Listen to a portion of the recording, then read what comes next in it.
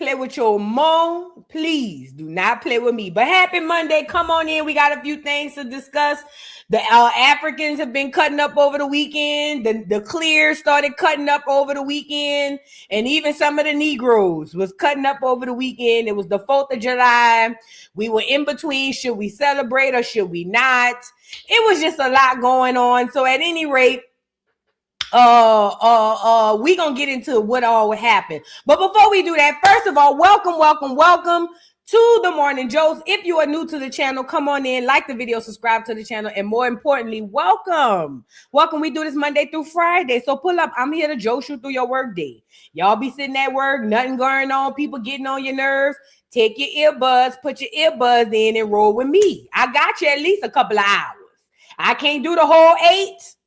I can't do the whole 10, but I can give you about 2 to 3. You see what I'm saying? Just to help your day go by faster a little bit. Because I know when I used to be punching them clocks, I ain't gonna lie, the worst thing used to be for me was to get to work and try to look through YouTube and search to see if somebody live. I hated it because nobody hardly used to be live during the work day. For real. And for the people who was live during the work day, it was just like, ugh. You know, all of the good tea came on after 5 o'clock. And I said, you know what? There's an emptiness there. And that's where I come in. You know what I'm saying? Now, I did used to come on buku early. That's when I was working at a job and I can only come on during my lunch break. But ever since the Most High God done unstrapped me with them shackles on my feet, he took the shackles off my feet so I can dance. I just want to praise him. So since he took the shackles off my feet and my arms and got me up out of that clear man's hellhole called a job, I decided to give back. And that's my portion to this. And that's why I do the Morning Joce. I went off on a whole tangent. But either way, I'm saying all that to say, like the video, subscribe to the channel, and come on in. We do this Monday through Friday. So come on in. Also, Black America. Now, why since I said that, people start going live during the day? Why soon? I see how I said that, talked about an empty gap being filled. I shouldn't have said it out loud. I should have just kept it in my brain. Watch how many people start going live during the work day.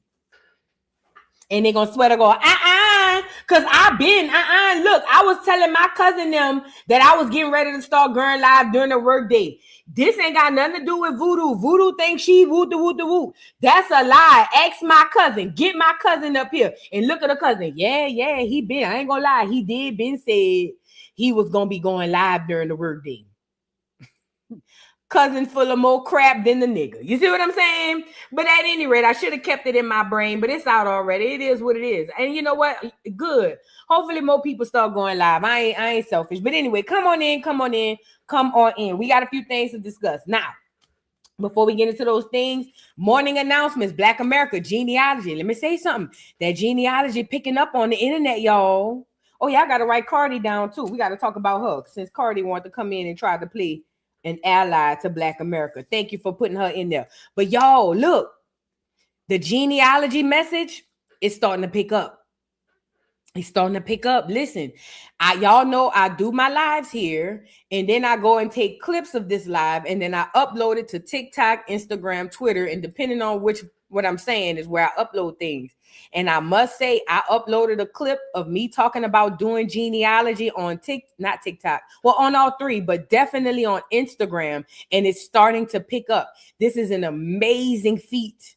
This is so good. This is what we need to happen. You know what I'm saying? Because listen, regardless of if we talk about all of this other stuff, the most important thing of all of this is genealogy. I need y'all to understand it. The most important thing of all of the things we're dealing with today in 2026 is your genealogy. That's going to be your key. That's going to be your protection. That is going to be what saves you moving forward into this matrix here. You see what I'm saying? I'm telling you now, I don't get nothing from telling y'all to do y'all genealogy. I literally get nothing out of this.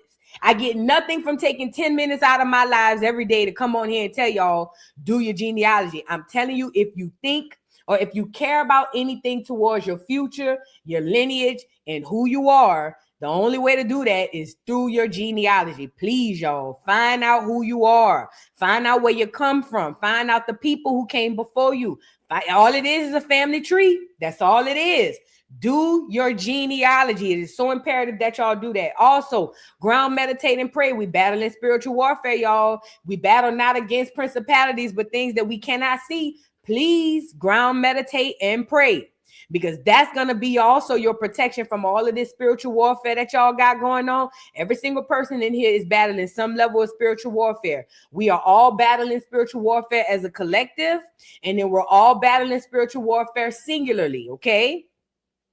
So everybody in this chat, whether you know it or not, or whether you want to believe it or not, you guys are suffering some level of spiritual warfare. And it could be from the people closest to you, family and friends, or it could be from coworkers. It could be from people you don't even know. But you are suffering a level of spiritual warfare. The only way for you to combat that, ladies and gentlemen, is meditation, grounding, and prayer. Go outside.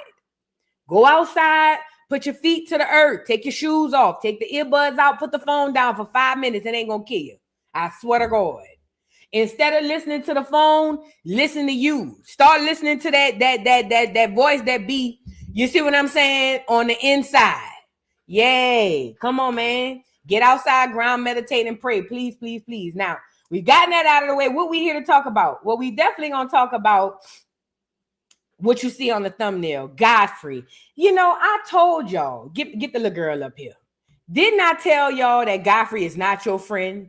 Didn't I tell y'all that Godfrey has been doing a great job of cosplaying, acting as if he really is our friend when true and all, he's a Nigerian, don't give a damn about niggas? Didn't I tell y'all that? I told y'all niggas. Y'all thought I was playing, but I told y'all niggas. I know what I said because I was there when I said it. I told y'all, first of all, Black America, I spoke to you and said, stop looking for allies. And not just Godfrey. I saw Cardi just came out and talked about how she owes everything to the legacy of Black America. And I saw how Black America got so excited that Cardi B came on the internet and said what she said. Stop looking for validation outside of yourself. So many Black Americans were so excited because Cardi B, who has made millions upon millions of dollars cosplaying a Black American woman. Okay, she get up here and say that she owes everything to Black America, and I see Black America lose their mind. Oh, we love her. That heifer trying to sell a product. She trying to sell shampoo and conditioner. But Black America, this is how we continue to get caught up in the situations that we are in. Seeking outside validation. You don't need Cardi to tell you you know you right. You don't need none of these other people to tell you you know what you're talking about. Or you don't need none of them to confirm you or validate you. That's how Godfrey snuck in on you niggas. That's exactly how Godfrey snuck in on you niggas. Godfrey was coming up advocating for Black women, advocating for Black people, acting as if he was on Black American side. And then the moment y'all call him out for that crap he got over there with them Africans, he come on here and start hollering, you people, pointing his finger and wagging his finger at y'all. Stop seeking and searching for validation, Black America, outside of yourself. They supposed to say it. Don't get excited when Cardi say something that's obvious. It's supposed to be said. We gonna get into it, but we got to talk about Godfrey. Matter of fact, I'm gonna put him in with her. We got to talk about Godfrey because she's going to be the perfect example of how not to get caught up the same way Godfrey caught you niggas up. Godfrey was out here acting like he was on our side until y'all went to check him. The moment y'all checked that nigga, what'd he say? You people. Sound worse than the cracker. We gonna get into it.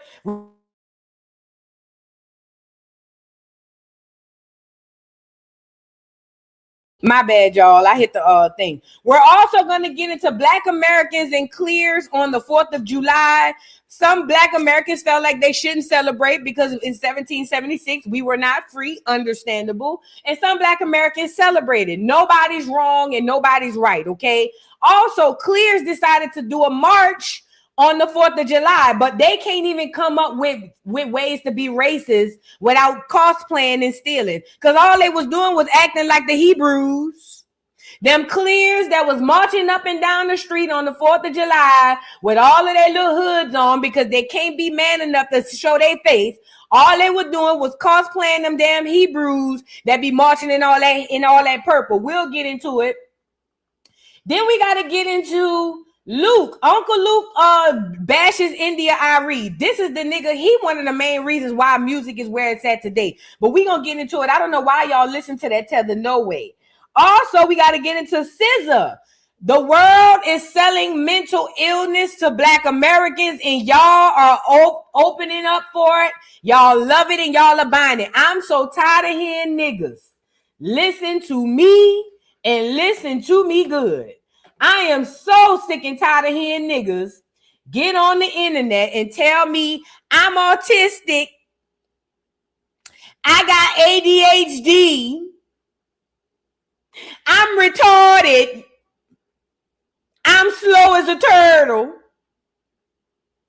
I got all kinds. I'm so tired of you niggas coming on this internet and being excited about being mentally fucking ill. We gonna talk about it because something is wrong here. And let me tell you something. See, when SZA came out and told y'all she was autistic, I watched the bots go under her comments and say, oh, see, no wonder she was so beautiful and smart. And I seen all the real people go under the bot comment saying, see, I'm autistic too. Y'all are crazy. Y'all are really, like in real life, y'all crazy. Everybody want to be retarded, huh? Yeah, we gonna get into it. Then we also need to get into Jabari almost getting popped by Wack 100. Jabari from the conscious community. Jabari is a plant, if you ask me. Jabari was over there. He be over there with Sinetta. Sinetta must be his bodyguard. Because every time Jabari get in the pickle, Sinetta, moderator, like Sinetta old ass gonna do something. We gonna get into that. Is that everything? I think that's about everything. Come on in and get the likes up on the video. For y'all who don't know who Jabari is, we gonna get into Jabari and Wack 100. And I don't even know why they were debating in the first place. But come on in, get the likes up on the video. Let me say something. Yeah, I believe it was fake too, Sterling. Listen, let me say this. As far as slow people, I will say there is an uptick of mentally ill people in America. I ain't gonna lie. I'm not taking that away. They got some slow ass people in America in 2026. I ain't taking that away from y'all. But what I'm saying to y'all is there are people who do not have mental illnesses who are actively going around putting witchcraft on themselves by telling the world, the universe, and everybody else that they have these issues. And guess what? If they don't have them before they say it, they end up having them afterwards.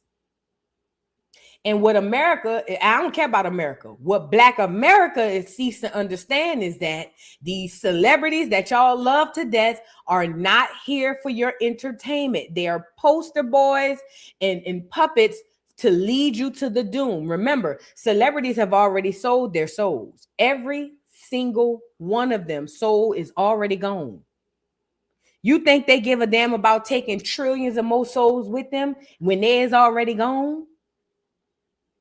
We're going to get into it, y'all. Come on in. I need us to go back to the days where it wasn't a good thing to be mentally ill. I like those days better. I like the days when people were regular and everybody wasn't autistic and everybody wasn't ADHD and everybody didn't have all of this other stuff that y'all running around here swearing to God y'all have. And this is the gag. Y'all putting that witchcraft on yourself, telling y'all yourself that you have this stuff, then wondering why your life is in shambles. I can't get a job. What, didn't you just tell the universe you autistic? Them people don't want to hire your autistic ass. But I can't find love. Didn't you tell the universe you was ADHD? Didn't you tell the universe that you have depression problems? Why would the universe put somebody of substance in your face after you just told the universe you crazy as a road lizard? You see what I'm saying? Y'all diagnose and churn and everybody, we gonna get into it. Come on in, y'all. Get the likes up on the video. Saying it is a curse, but they don't see it. They don't see it. They don't even understand how they putting witchcraft on themselves. I'm telling you, words are powerful, ladies and gentlemen.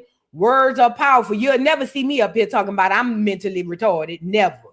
Even if I was, bitch, I could be diagnosed and it could be written down on paper by 12 doctors. You won't hear me say it. But you've gone to 50 doctors and they all said that you have mental illnesses and autism. Bitch, your mom. Say what I said. Say what I said. I'm not doing it. I'm not y'all. We gonna get into it. Girl, I don't care who write it down. I don't care who diagnosed me. I don't care. I'm not putting that on my jacket. And I said what I said. Say what I, girl, but you have buku pills. I don't care, bitch, your mom got buku pills. You know, back in the day when you ain't had nothing to say, the next best thing was your mom, bitch, your mom. But they have actual document. I don't care, bitch, your mom. And I said what I said. I'm not crazy.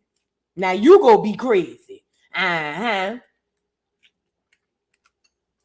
just saying we got to get back to being normal again. You know, make America normal again, huh? Girl, America retarded. Now it's a make America retarded again. No, we need to make America normal again. Everybody throw it off. Man, this is crazy. Insanitary at this point. Let's get into the show, y'all. Get the likes up. I got a few honorable mentions to show y'all. Make sure y'all pull up tonight.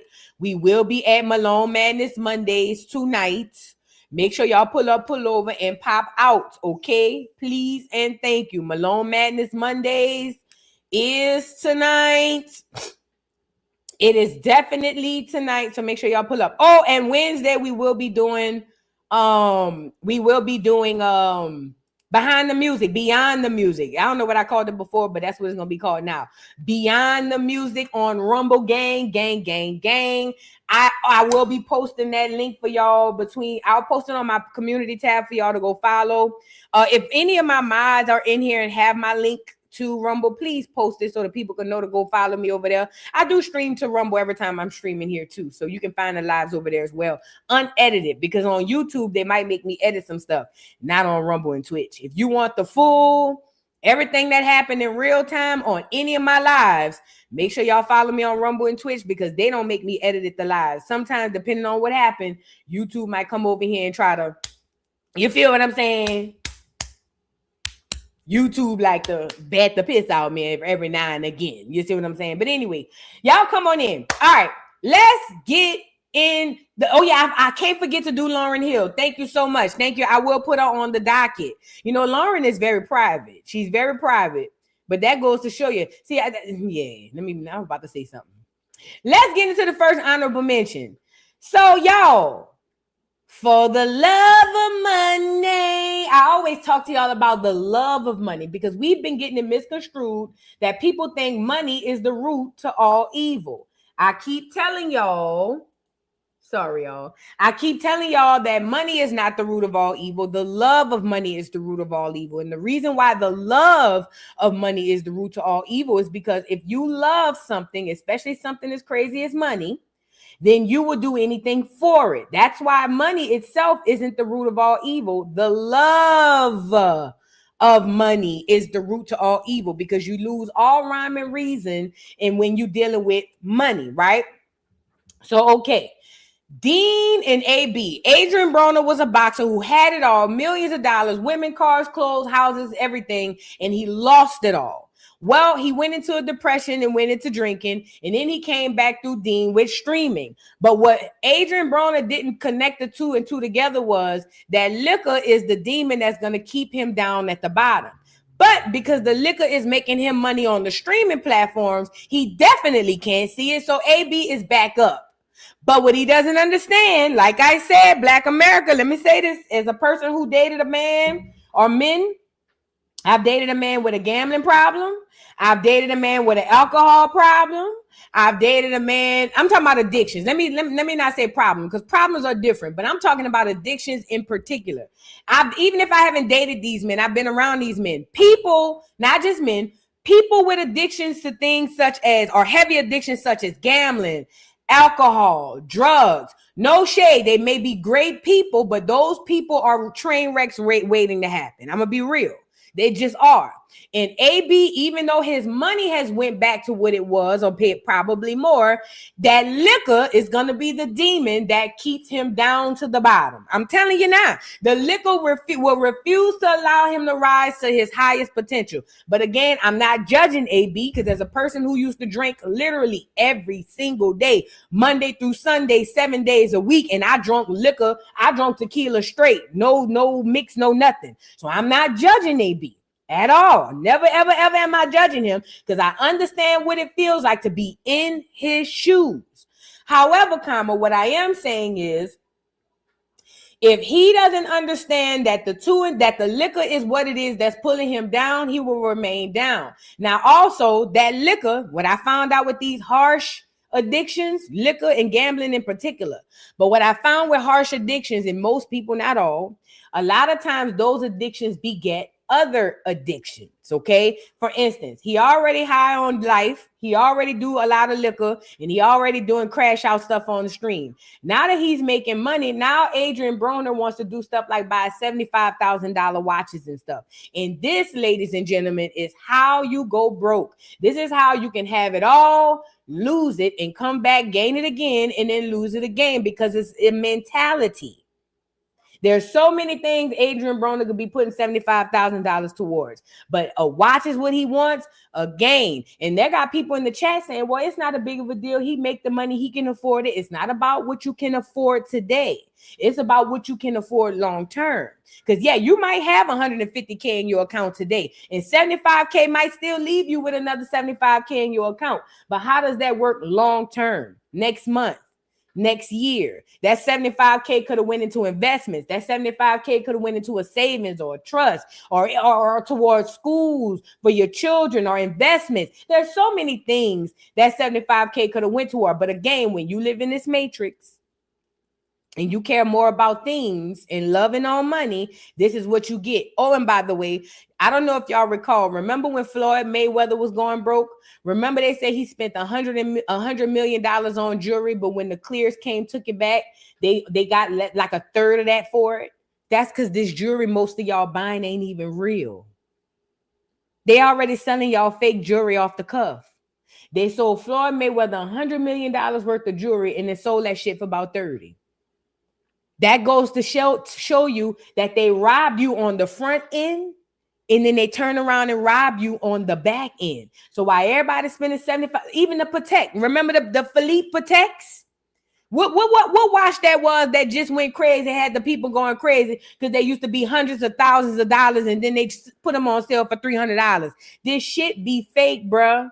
It's a way to get your money. Let's get into AB. So now Dean is on the phone with, I guess, a manager, and the manager's laughing, talking about how AB wanted him to buy a $75,000 chain. It wasn't a watch. Let's get into it. Like, AB texts me some shit. I'm like, bro, no, I'm not doing that to you. I'm like, my biggest priority for you, bro, is for you, A, to be safe, and B, not to fucking go broke again. I don't give a fuck. I'm not a yes man. I'm gonna tell him straight up. Bro, the other day, I don't care. I'll say this shit on stream. He told me, hey, bro, let me get this. A fucking $75,000 chain and watch. I'm like, no, you're not. I'm not doing that. You're not going broke, bro. We're not having you go back to your old ways. Like, AB texts me some shit. I'm like, bro, no, I'm not doing that to you. I'm like, my biggest priority for you, bro, is for you, A, to be safe, and B, not to fucking go broke again. I don't give a fuck. I'm not a yes man. I'm gonna tell him straight up. Bro, the other day, I don't care. I'll say this shit on stream. He told me, hey, bro, let me get this. A fucking $75,000 chain and watch. I'm like, no, you're not. I'm not doing that. You're not going broke, bro. We're not having you go back to your old ways. Like, AB texts me some shit. I'm like, bro, no, I'm not doing that to you. I'm like, my bad. Listen to this clear. It sounds like a clear man who's running AB's money. And AB is trying to get this man to buy him a $75,000 watch. I'm pretty sure, or chain, or whatever it was. I'm pretty positive he was full of that liquor. And you know how it is when you're on that liquor. You want what you want. That liquor get to talking for you. I know exactly what that means and how that feels. But at the end of the day, listen.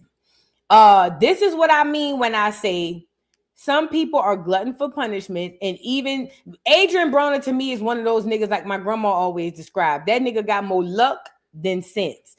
That means the universe somehow finds ways to make sure this nigga is straight, and he finds ways to screw it up. So now he back up and he ready to spend $75K on the chain. The point of me bringing this up is because Black America, it ain't about what you have in your account today. We need to create and shift mindsets now, because now everybody look at what the next person got and everybody want to move accordingly. No. I don't give a damn if AB got $500,000 in his checking account. A $75,000 watch is the dumbest thing he could do, especially knowing that he don't know where the next check gonna come from. Because guess what? This streaming shit could be over tomorrow. Instead of him going buy real estate so he never have to go broke, so his children could never have to worry about food and shelter and things of those natures in the future, instead of him doing that, a $75,000 watch or chain, whatever. Black America, we got to get it together. We got to create mind shifts. We got to start shifting the way that we think. To hell with these cars. To hell with these clothes. To hell with all of this stuff that most people get just to make sure they shitting on other people. To hell with all of that. Like, come on now, we got to be better than that. Because we trying to create generational wealth, correct?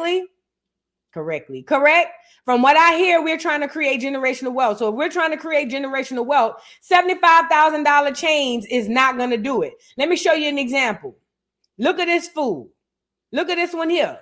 Perfect example. Look at Floyd.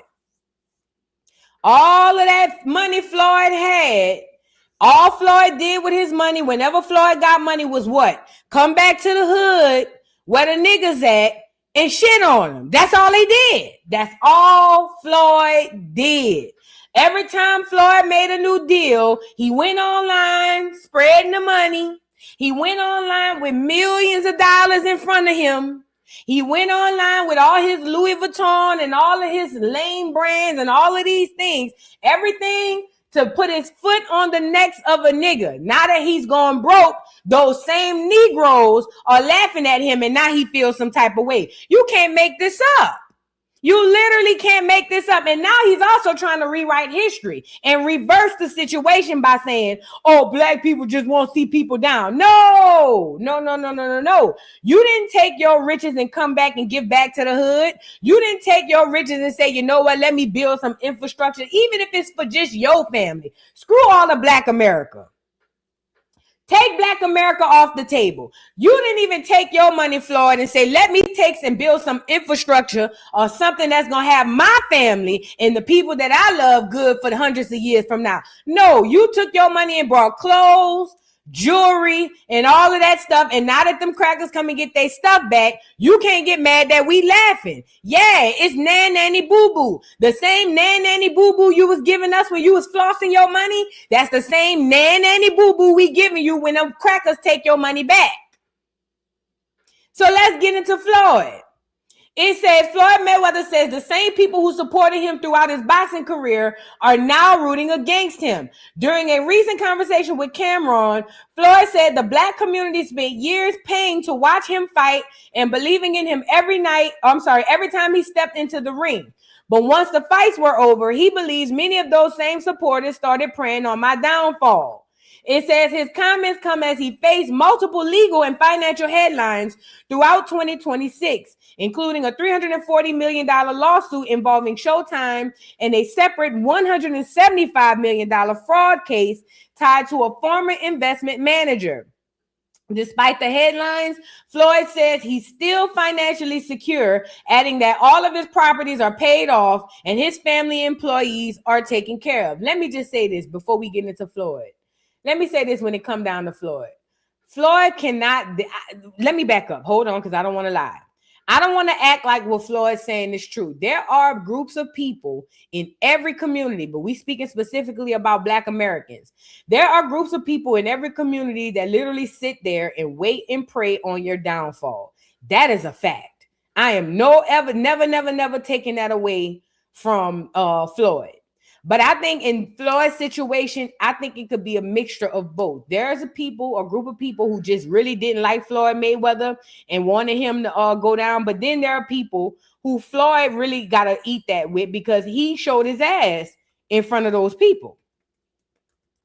Like Floyd literally came back, like I said, to the hood and flossed everything he had in front of everybody, making it seem as if we're less than and he's the king. He wanted to play Mansa Musa to Black America. So now when your ass go broke, you can't get mad that Black America is over here saying, aha, welcome back home. Come bring your broke ass back down here with us.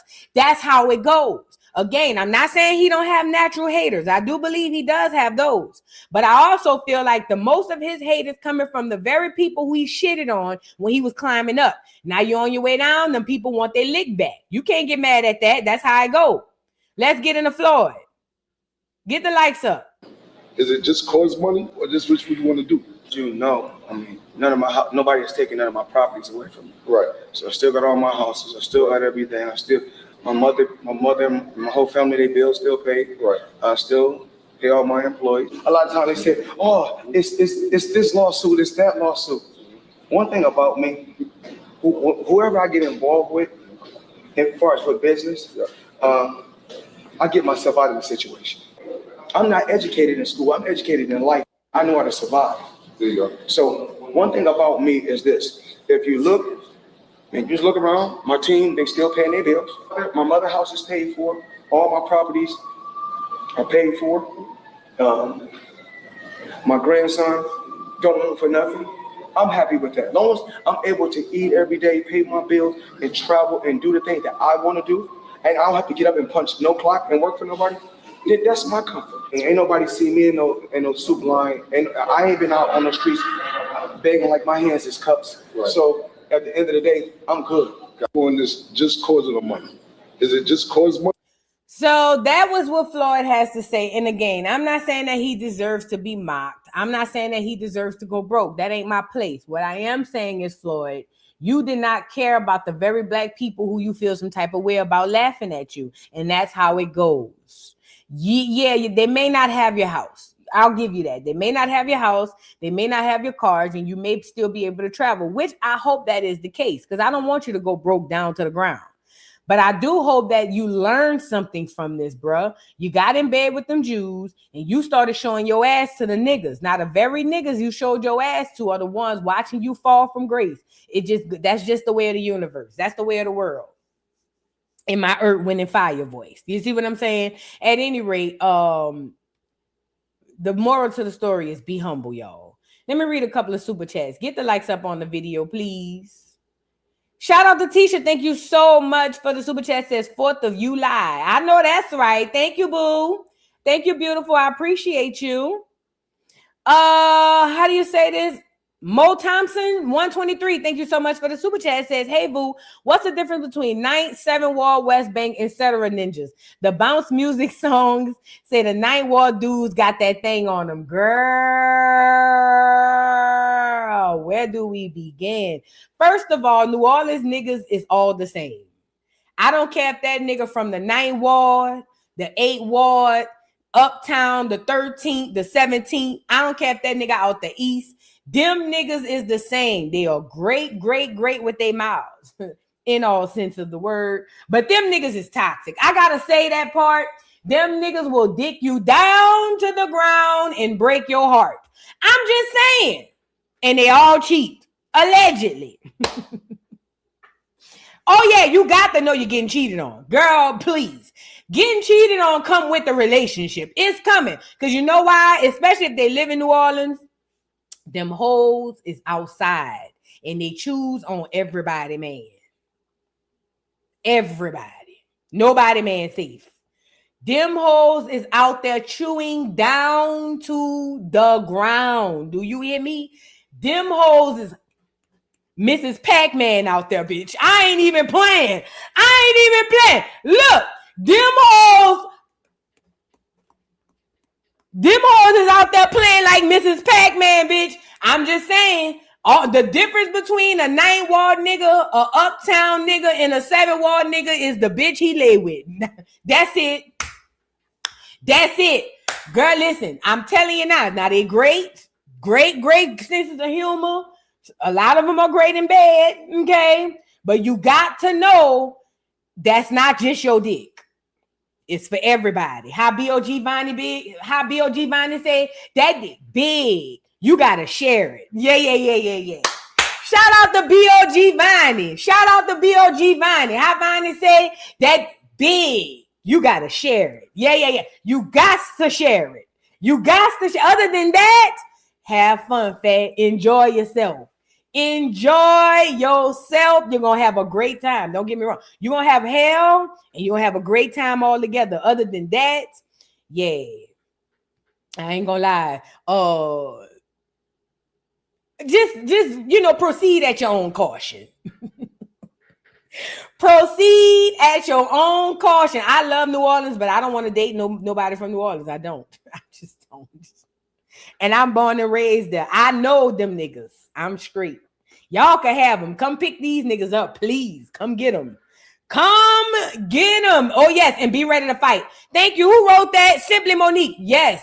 You got to know how to fight to mess with a New Orleans boy. You either got to know how to fight or don't mind fighting. Either way, be ready to fight. If you can't fight, your nigga really gonna get took. Yeah, it's crazy. New Orleans is different. You either gotta wanna fight, don't mind fighting, or be ready for the fight. Because I'm telling you now, you're going to fight. It's not, I don't give a damn if you 50. You gonna fight behind that dick. I'm telling you now. But I'm 65. It's a bitch 67 waiting to come around that corner to whoop your ass behind that nigga. I'm telling you, girl, New Orleans is different. Y'all can have it.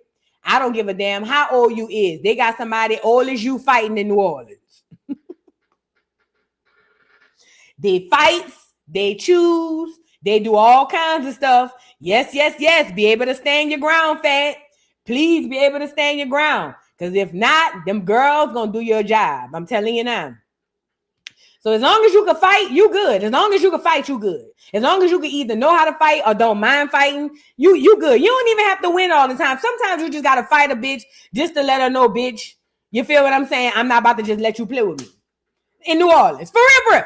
And sometimes some of the girls, you don't have to necessarily beat them up. Sometimes you just gotta fight them back so you can let them know, bitch, stop playing with me. And then, they gonna talk their shit, but then they gonna stop playing with you. So yeah, it's a war zone in New Orleans. It's a war zone. It's a war zone. So please be mindful. Sassy Brown, thank you so much, Sassy Brown 12868. Thank you for the super chat. Says, hey Boo, just want to send some acorn love. Thank you, beautiful. I appreciate you. Thank you. Y'all get the likes up on the video. Miss Tatiana, thank you for the super chat. Says, my great grandfather was alive and went from Alabama to from AI to Negro to African American. Let's stop calling ourselves Black American. American Indian. I'm saying AI. American Indian, loud and proud, had to abbreviate. Yeah, I got you, boo. Thank you so much.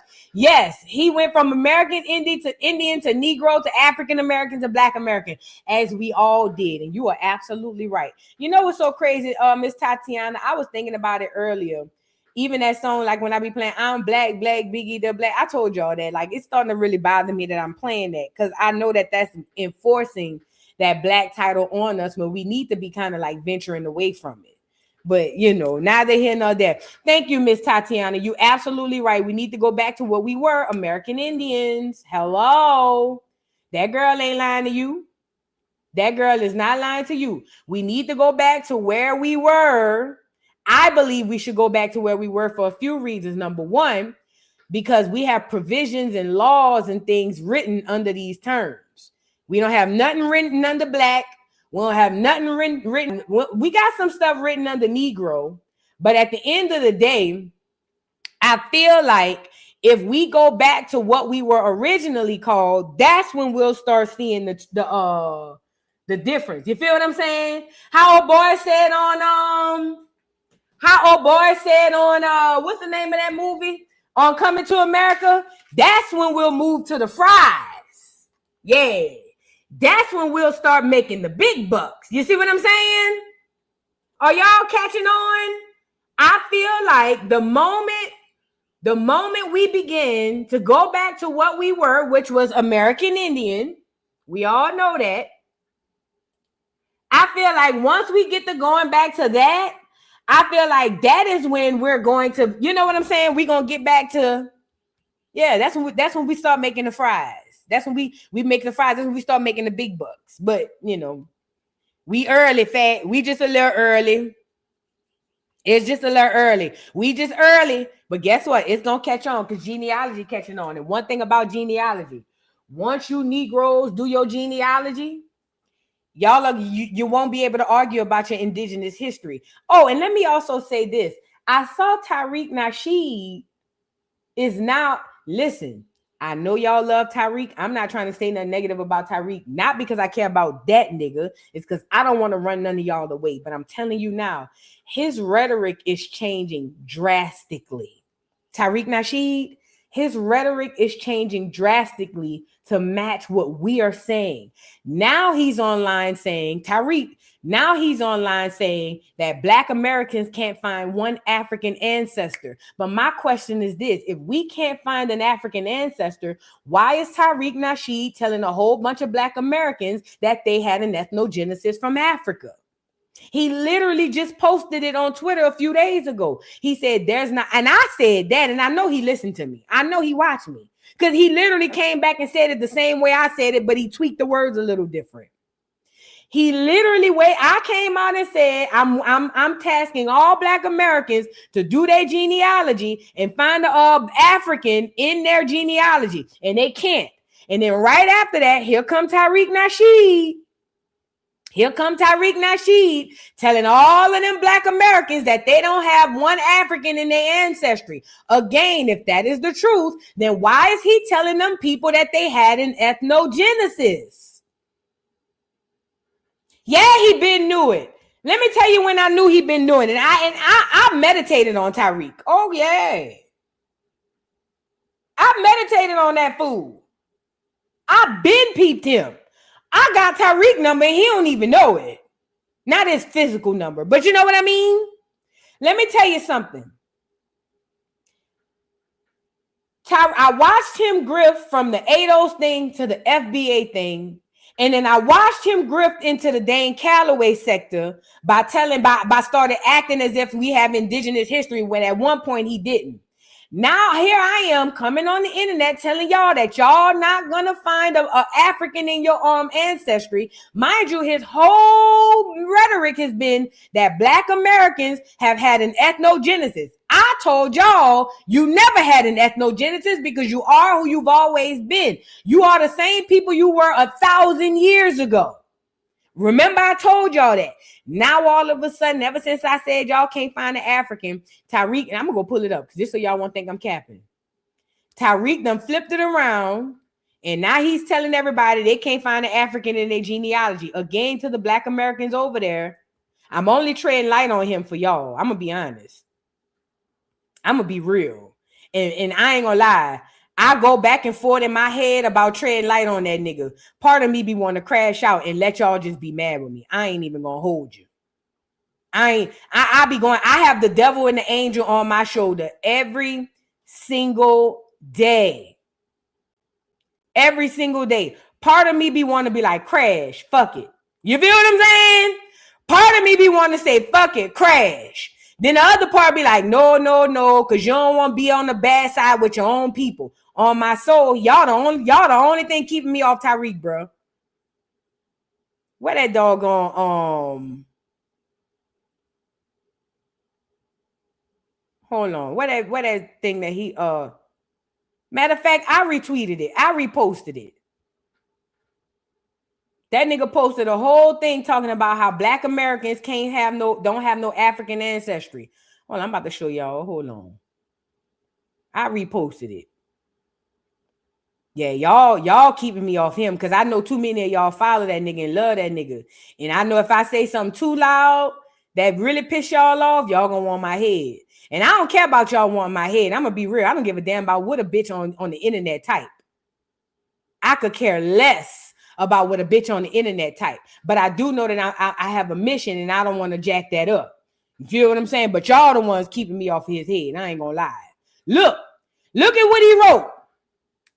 Why is it that none of the ancestry DNA test sites can link any individual foundational Black American to a specific person in Africa today? This is what Tariq wrote, and I put exactly, which means Black Americans are not Africans, and we've never had an ethnogenesis. Can y'all see that?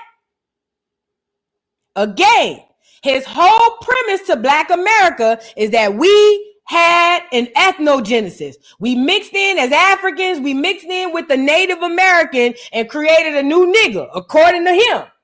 But now he's using the DNA test and telling y'all, oh, and by the way, why can't they trace us back to no African? Because you ain't African. That's why. You're not an African. You don't have no lineage that goes back there. You can't even find a landmass of people that connects you to them people because it's not true. And also, Tariq's words, rather he want to use them in that way or not, is you ain't no African.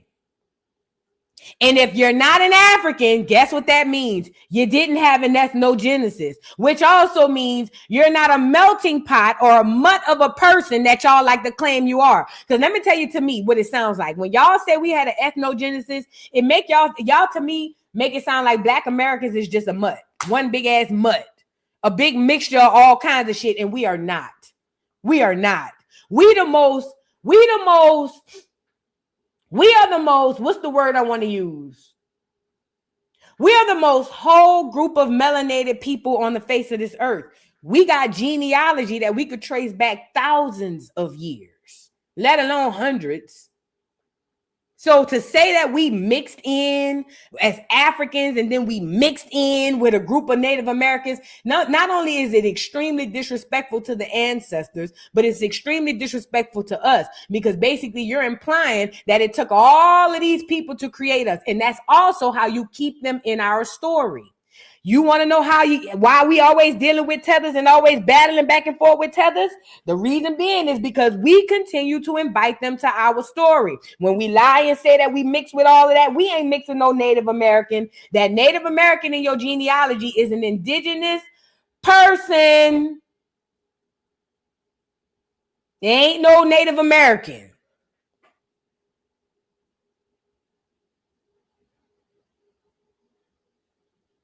My bad. I was reading something. At any rate, let's move on. We'll come back to it. Let's move on. Now, I want to get into this update with Big Tigger. Y'all get the likes up on the video. Big Tigger's wife. No, Big Tigger is stepping down from his radio show because the wife came out and sued him. And now the radio host that the wife claims he was sleeping with, now she's suing the wife. And now Big Tigger is stepping down from the radio show altogether. It says Big Tigger announces break from radio to focus on family amid ongoing allegations. Big Tigger says he's taking a break from the mic as his personal life continues to make headlines. In a statement shared on social media, the veteran radio host said being away from his son has been the hardest part of this situation and that he's stepping back to focus on his family while giving his legal team room to work. He also reiterated that he unequivocally denies every allegation and says he looks forward to clearing his name. Them people told Big Tigger he had to go. Let me help y'all out for y'all who don't work in major companies, Fortune 500 companies and white collar companies. See, if you work at McDonald's, if this was a McDonald's job Big Tigger had, they'd have pulled him to the back and said, nigga, all your drama is spilling out to the job. Your ass is fired. And then Big Tigger would be like, oh, type shit or whatever. But when you work in companies and you make salary, these companies don't give a damn about firing you, not to the public. So they'll allow you to step down and focus on your family, even though they pull you in the office and say, hey, yeah, we ain't firing you or nothing, but you got to go. Because that's how it happens. We're not saying you fired, but you just can't stay here. Or we're firing you, but you don't have to tell us you don't have to tell the world you got fired. You could lie and say you quit. You see what I'm saying? Or you could lie and say you stepping back. That's what it sounds like to me. Either way, I think it's best that he does until this thing settles down. Because remember, the wife alleged that he was sleeping with the co-host. The co-host has since now filed a lawsuit against the wife. It's extremely messy, and I'm pretty sure nobody from the radio station wants to deal with that mess. So I'm pretty sure they told Big Tigger he had to step down, in which he did, and here we are, okay? Now get the likes up on the video, please, and thank you. Make sure y'all pull up later for Malone Madness Mondays. Make sure y'all pull up later for Malone Madness Mondays. Now, what in the gremlin is this? Did y'all see this? Hold on. What in the girl? Wayne is talking about his new relationship. Anybody with Wayne, something wrong with you. He said he not engaged, but reveals a breakup. Something that nigga looks sickly. Got a lot of content, especially a lot of personal content, but I would like to clear something up. No, I'm not engaged. No. I had a beautiful thing going with an amazing person, but obviously, due to the validity of the temperature of today's crazy world and culture, I considered I don't want to be such a burden on such an amazing person. So we decided to part. Sucks, but no, not engaged. But guess what? I am in Des Moines, Iowa next. So, and I know I'm gonna give y'all a lot of content, especially. He was a little sassy at the end, huh? I know I'm in Des Moines, Iowa. Next, he was a little sassy at the end. Don't you checking in? Listen, Banger Man, I got him on the apologize to you personally again, for real. Sorry for missing that show the other night. Listen, I have epilepsy and I have seizures, right? Thank God I haven't had a seizure in years, but seizures have triggers. The trigger to my seizures are bad migraines. Had a bad migraine that night. It was recommended that I don't get in the air. I still trying to get in the I'm still trying to get on the plane to come rock that. But again, it was recommended that I don't get on the plane because we didn't want the event to happen while in the air. So hopefully you can understand that. But guess what? July 28th, I'll be there. Don't you checking in? Listen, Banger Man. So he missed a show recently, and he missed the show, and I guess he was coming on to discuss that. And again, I don't know. I'm not a big fan of the what's his name? I'm not a big fan of Wayne, his new music. I like the old Wayne when he was young and fresh. Now he's old and shriveled up like a prune with 6 dreads. I don't like it. Either way, for the girls who want and care, he's single, and he's ready to mingle, allegedly. Let's move on. He look a mess. Moving on to a mess.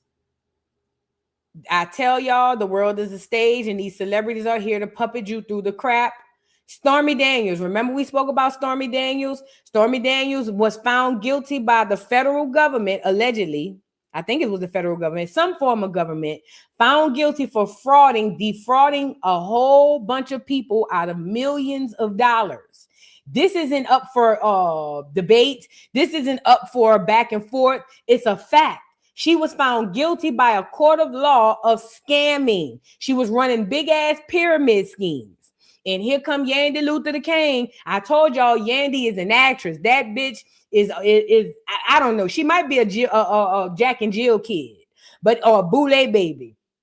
But that Yandy, that damn Yandy, what she's doing is using her platform, her star power, and the people who like her to start seeing Stormy Daniels in a new light, I guess. So now they want us to believe Stormy Daniels is not a scammer and that she actually helped buku people. Well, why didn't this come up in the court of law?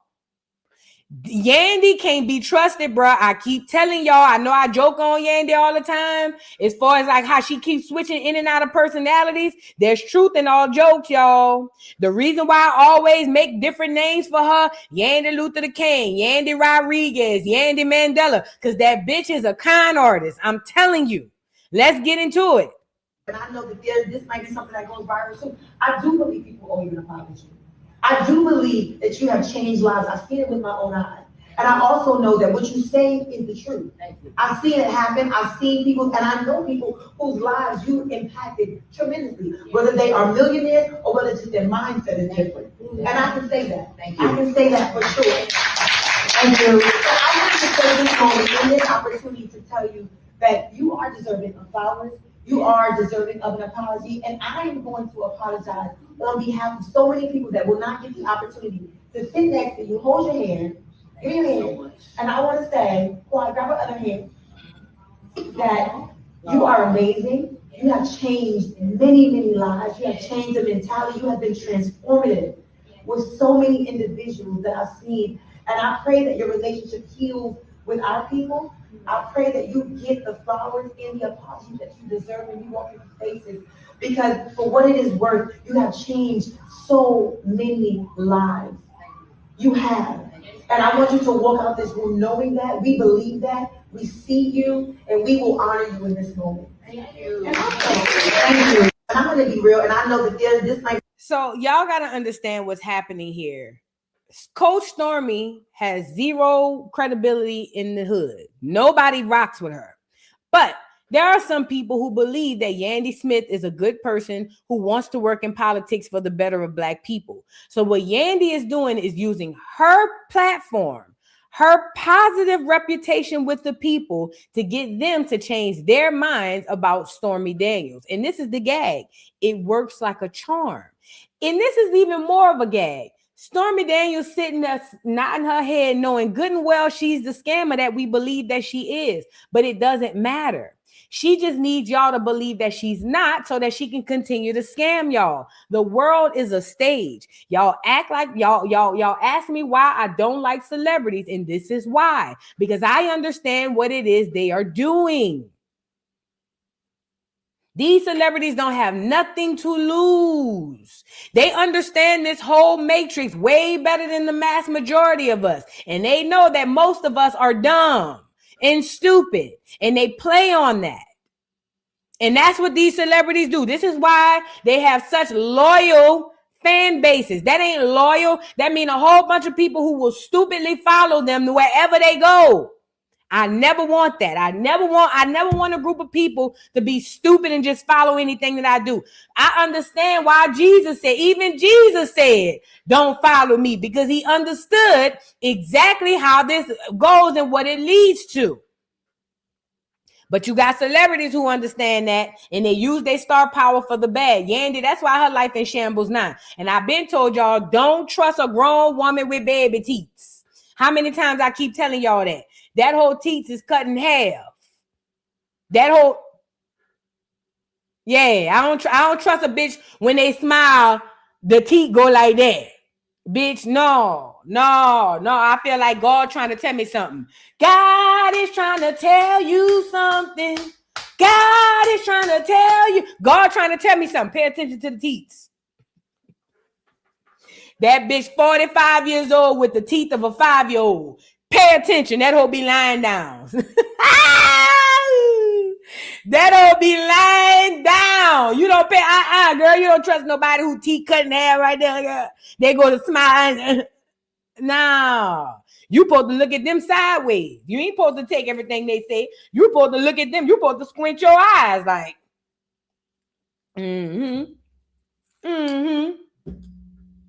No shade. Let's move on. It's the truth though, for real. God be giving us signs. We just don't be wanting to catch on. Now let's move on. Let me say this. I'm so tired of one Black person going out of town with a bunch of clears and coming back dead. I'm so tired of you niggas. Y'all love being the only token Black person in the crew, and then y'all love going on vacation and coming back dead. I'm tired of y'all. I'm tired of y'all. I'm not at this point. I'm not blaming the crackers no more. I'm starting to blame the niggas. I'm tired of y'all. Y'all haven't caught on yet.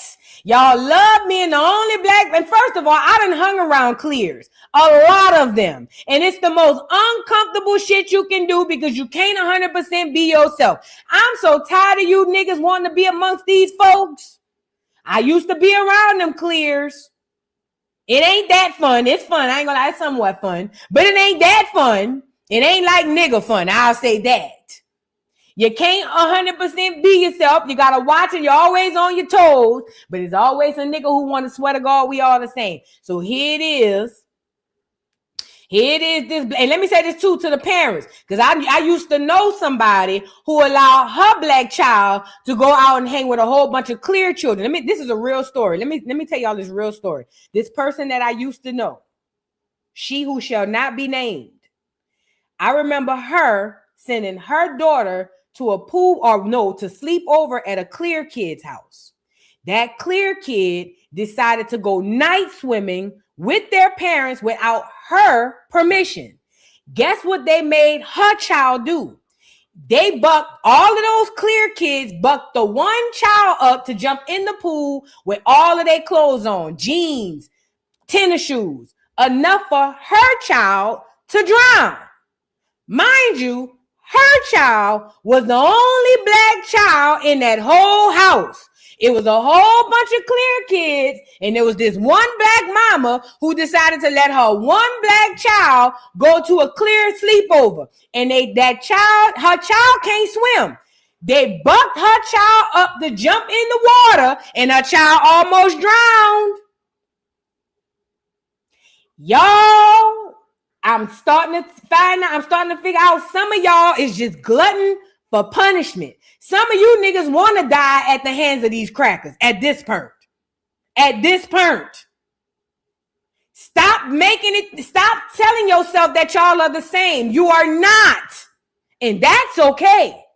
But that's the big old trick they get y'all to believe. Oh, we're all one human race. No, we're not. No, that's not true. We are not one big human race.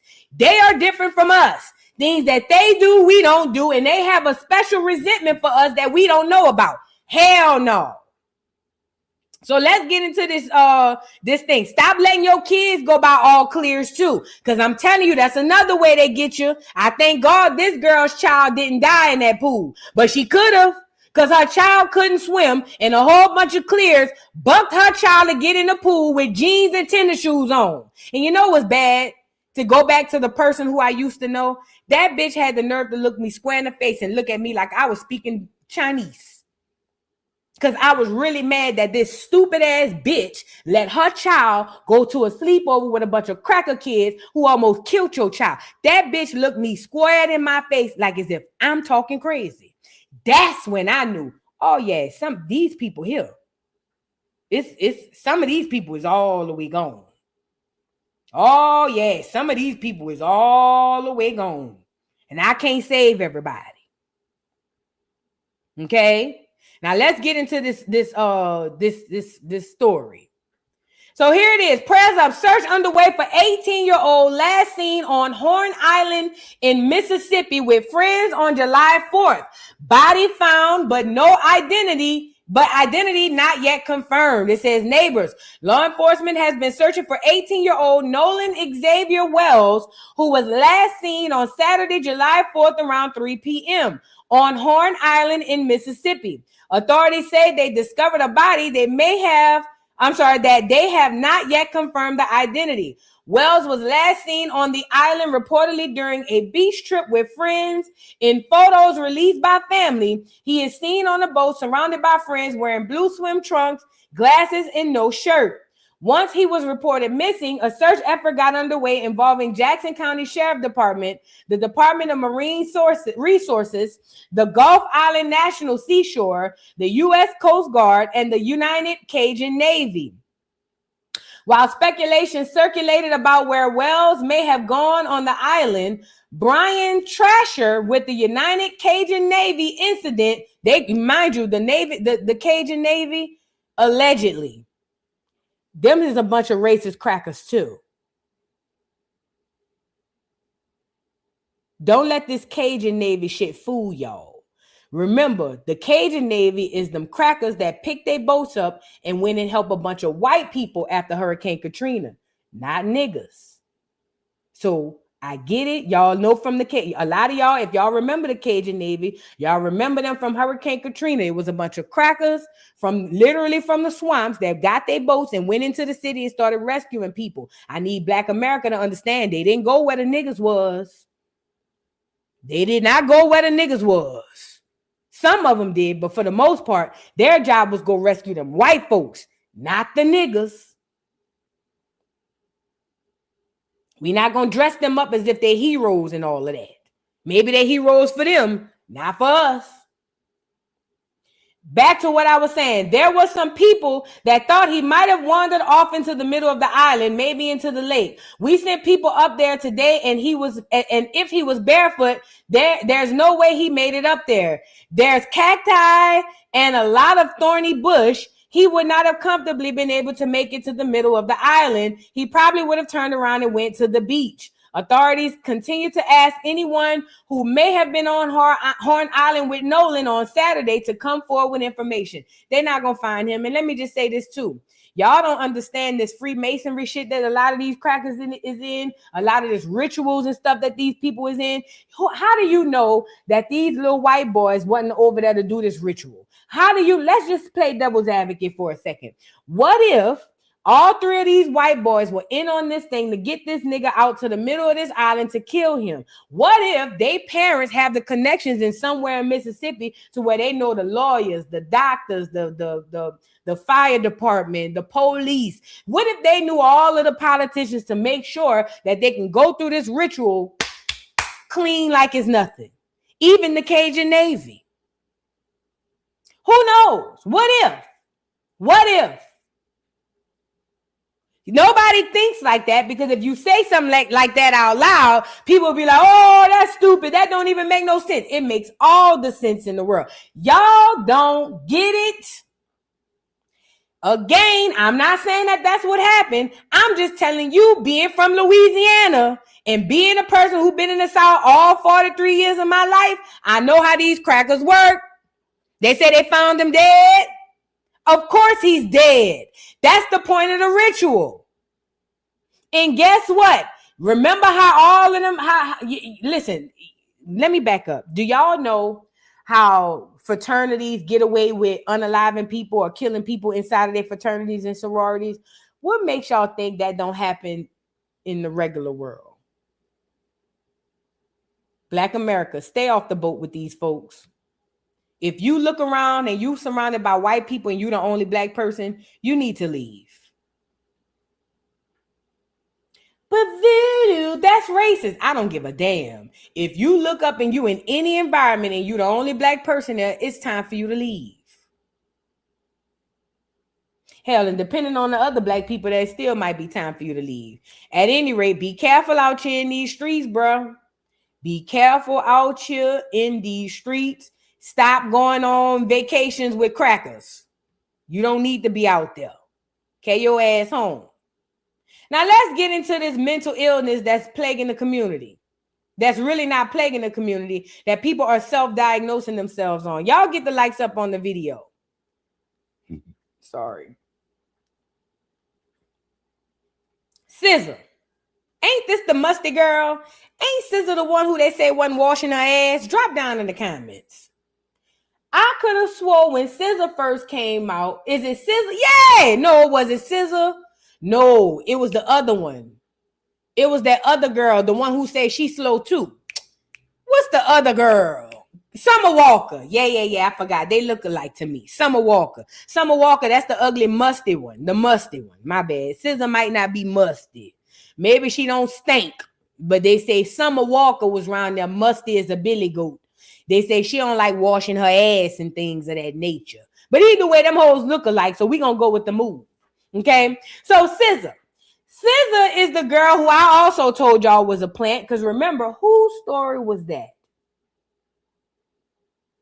Whose story was that? Was this the Diddy trial when they said that they grew up? Somebody came out and said they grew up with SZA. SZA has a Muslim parent. You know, SZA's not a Black American that I remember. SZA's parents are, I think they may be Black American, but I think they may be Muslim.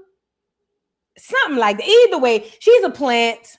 The point is this: SZA is a plant. She can't sing in real life. We already saw that when she was on that stage. Let me know on the stars it goes. That bitch couldn't even do that, and you don't even have to sing that. You really just got to know the melody. On the stars it goes. That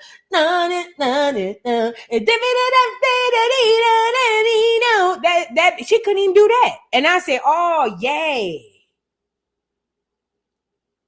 Oh, yay. And just because she over there with Kendrick Lamar, niggas forgot. No, that bitch can't sing. She can't sing her way out of a paper bag. If somebody put a blicky to that hoe's head and said, hit a right note or you out of here, it's going to be slow singing and flower bringing. SZA can't sing. And I said what I said. The bitch tone deaf. She can't sing to save her life. But she's famous, so I guess that's all that matters. Either way, not only is she tone deaf, the bitch is autistic too. And let me just say this. Black America, SZA did not want to just open up to you to tell you that she's autistic, to just have somebody to talk to. SZA is a walking billboard. America has made a lot of money through Big Pharma by making all of you niggas retarded. And the mass majority of y'all really ain't slow. A lot of y'all are self-diagnosing yourselves and then going to Big Pharma and letting them pump you up with pills and potions. Celebrities, I keep telling you, Black America, I keep telling you, these celebrities are not here to display their talent. The talent is a smoke screen. They're really here to lead you to the slaughter. All of these celebrities, all of these active celebrities you see on the internet every day, making videos, having commentary, they are all here to lead you to the slaughter. These celebrities have already sold their souls. They don't have a soul no more. It's already gone. So they don't care about getting hundreds and thousands and hundreds of thousands and tens of thousands of more souls to come with them. So what's the new grift? Mental health issues or mental illness. Not mental health. Mental health implies that you're healthy mentally. No. The new grift is mental health issues or mental illness. Now it is popular. It is fire. It is everything to have some level of mental illness. I'm telling you now, if you ever come around me, I don't give a damn who you are. Anybody who ever come around me or bragging about being mentally ill, that will be the last time you will ever be in my presence.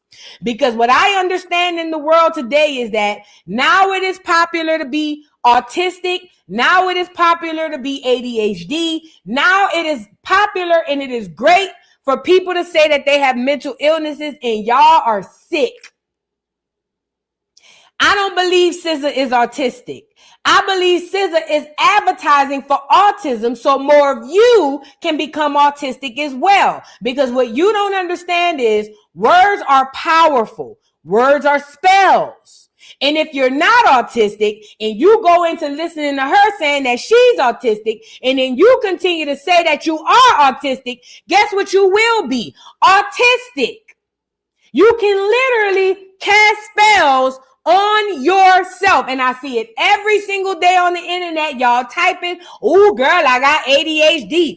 Ooh, girl, I'm autistic. Ooh, girl, I got this. Ooh, girl, I got that." Y'all are literally casting spells on your own life. And you wonder why your money ain't right. You wonder why your relationships ain't right. You wonder why your jobs ain't right. You wonder why your household ain't right. You're casting spells on yourself.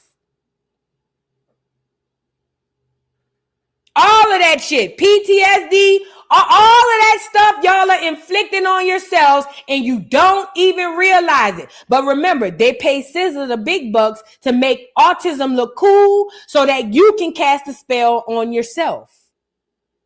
I'm going to say it again because I don't want it to go over nobody's head in the audience. They pay SZA the big bucks to make having autism look cool so that you can turn around and cast the spell of autism on yourself. Now, who all wins once you become autistic? Big Pharma. Now you on pills. Now you literally diagnosed with autism and something really is wrong with you. It wasn't wrong with you before, but now something is really wrong with you. And I also believe with them pills, they got demons in them pills that they giving y'all too. She's not sharing a diagnosis to be liked. She's advertising for you to cast the spell of autism on yourself, Black America. She ain't the only one who do it. All of these celebrities do it. They come on here and they swear to God they got this, this, and this so that you can say that you have it too. And then boom, now you have it. You didn't have it before, but now you have it. This is a very heavy spiritual warfare tactic that these celebrities use, and y'all eat it up because y'all can't see nothing past these people. These people who might, first of all, most of them may not even be people. But on top of that, these people who could give two damns about you, again, they've already sold their souls. They here to collect yours. Let's get into SZA and her autism. It says SZA reveals she has autism spectrum disorder. Autism spectrum disorder. So she ain't even got autism. Finally took the time to get formally diagnosed. Let me also say this. That's another thing. They keep creating diseases. They're not saying she got autism. If they're saying autism spectrum disorder, they're saying that the bitch might be on the spectrum. She might not. Girl, you can't make this up. You literally can't make, and they got people. Look through the comments. Not the neurotypicals mad that being neurodivergent is typical now. Scared we'll treat y'all how you treat us. Look, I knew it. I swear I'm looking so good. I'm so good at spotting autism and high masking adults. Some of these commenters need to check themselves. Interesting that everyone wants to call it a trend now that a woman and people of color are finally being. It's trendy now. It's trendy. Everybody crazy now. Y'all can have it. Let's get into her autism. SZA opened up on her Finsta account, that she's been formally diagnosed with autism spectrum disorder. In a document, it broke down how her diagnosis stating Solana also has marked sensory defensiveness. She is sensitive to the feeling of clothing.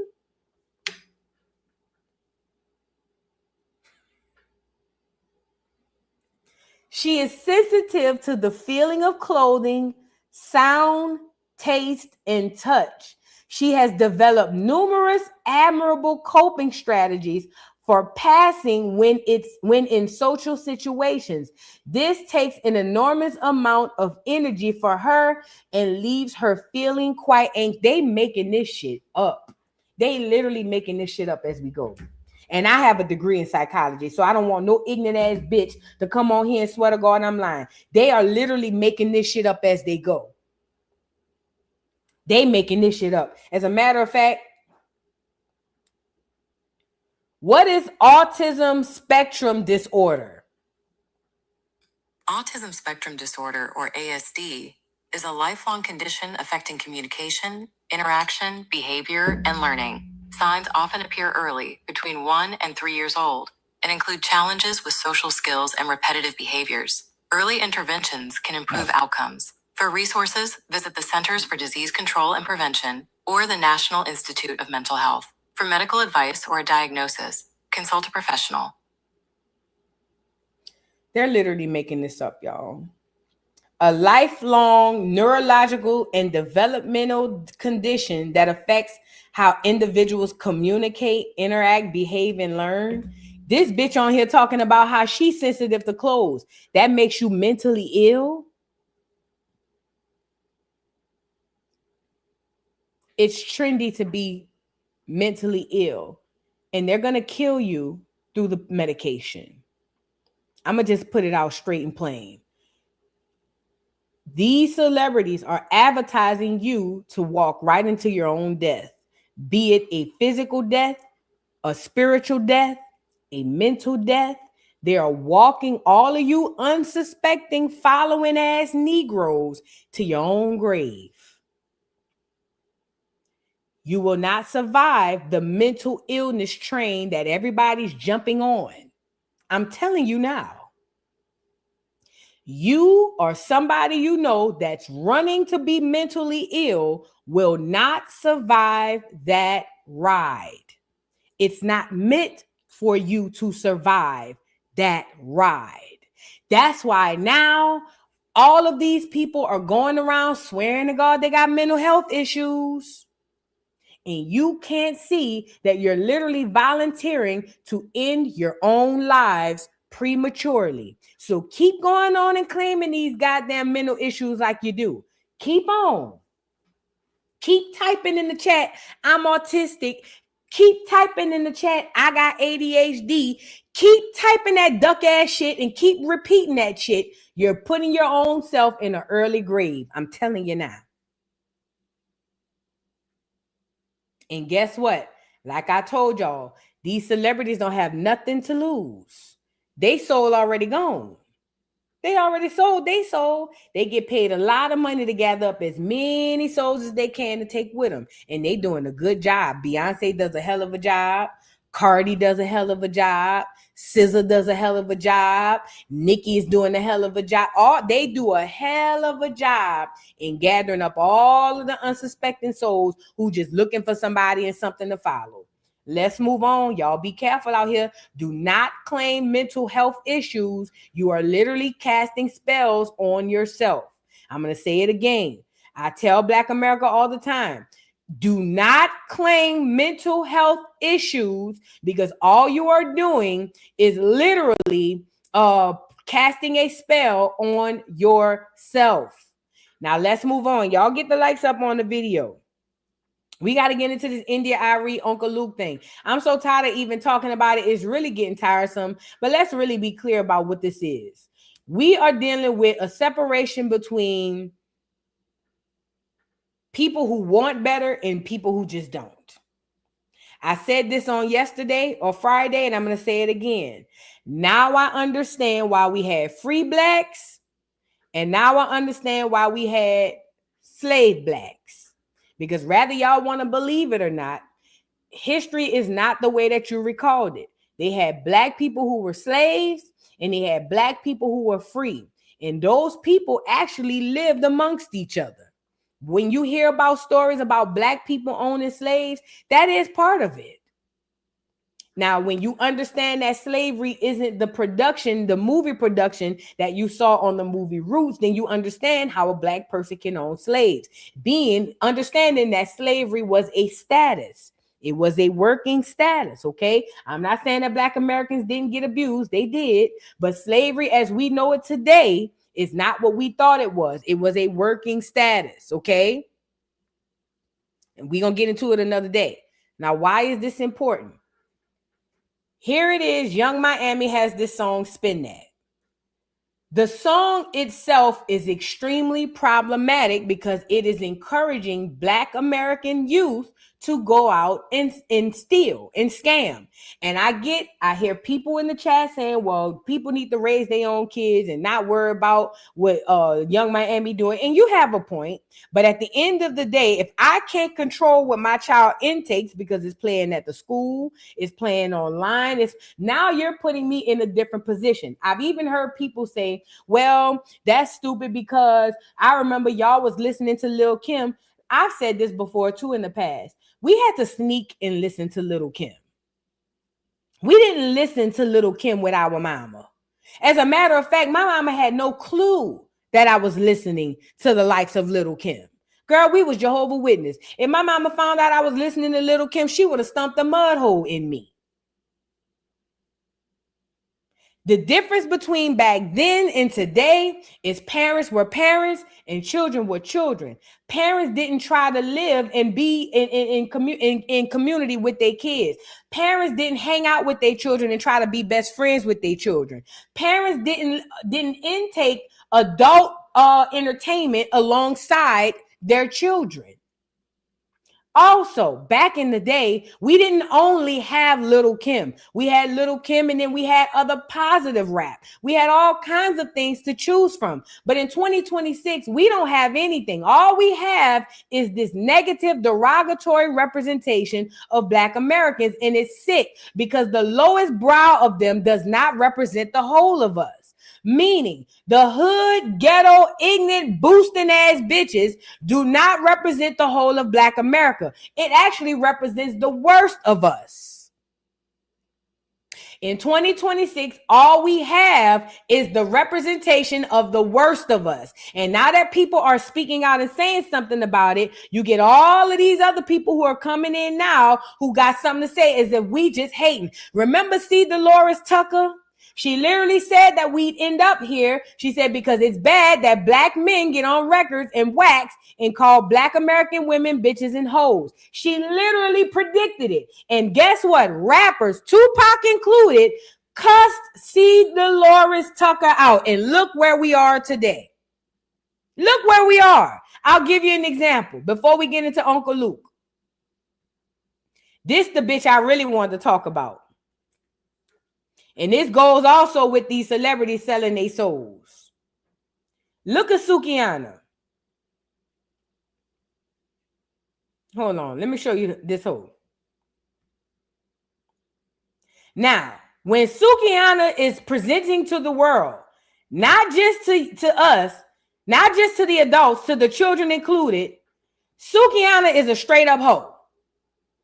All her lyrics is about screwing, skeeting, everything the lowest of the lowest vibrational that she can. Now, mind you, Suki is a celebrity who swore to God she sold her soul. Hold on.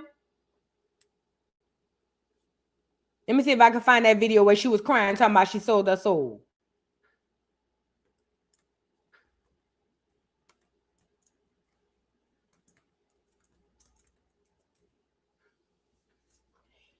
She get on the line every day acting as if she is a slut and a whore. She be all on the ground, damn near licking the ground. Look at her tell us how she sold her soul. I want to tell you I apologize and I'm sorry for what I'm about to say, but as far as this music stuff, I won't be doing this music stuff anymore. I started this because this is my dream. And, you know, I wanted to make sure I could get me and my kids out the hood. It's always been my passion to rap.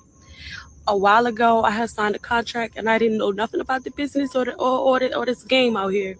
And just right now, I'm realizing that I signed my soul. I sold my soul to the devil. I signed myself to the devil. I don't even own myself no more. I sold my soul to the motherfucking devil, and I done prayed. I prayed and I prayed and I prayed. You know, and it's just like, I don't know if God can get me out of this, you know, and it's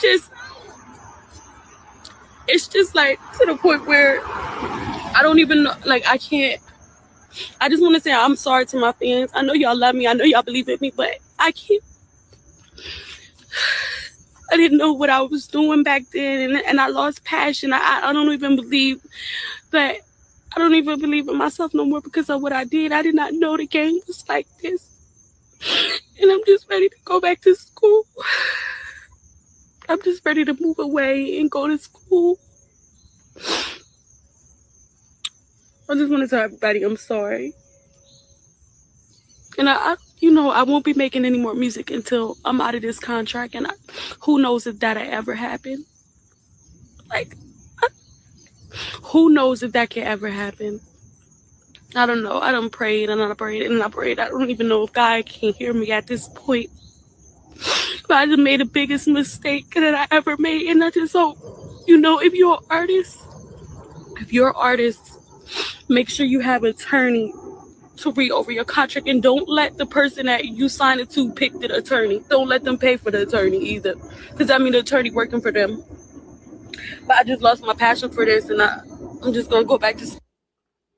So I want to tell y'all I apologize. That was Suki back in the day telling us how she sold her soul, right? All of these celebrities do this. Cardi B has a video crying about how she sold her soul. They all sell their souls. So I told you, they don't mind collecting souls on their way out, because they've already sold theirs. Now, if we fast forward, Suki goes on to just be the disgusting, slutty whore that she is, even while pregnant. She goes on to be the disgusting, slutty whore that she is. And she did a great job at doing that. Every time Suki get on the internet, what does Suki do? Suki be on this bitch acting slutty, disgusting, nasty. Look. Suki got that comeback. Ain't no bitch I won't slap. See? Every time Suki come on the internet, and this is what she projects to the world. Now, if I have a child who owns a cell phone, then guess what? My child, I can do as much as I want to keep Suki away from my child. If my child owns a cell phone, a tablet, or a laptop, she's going to run into Suki. Because, you know, back in the day, when Trina album used to be out at the store, it was in the back. And you had to get an adult to come in and help buy that CD. It had a sticker on that said that parental discretion is advised.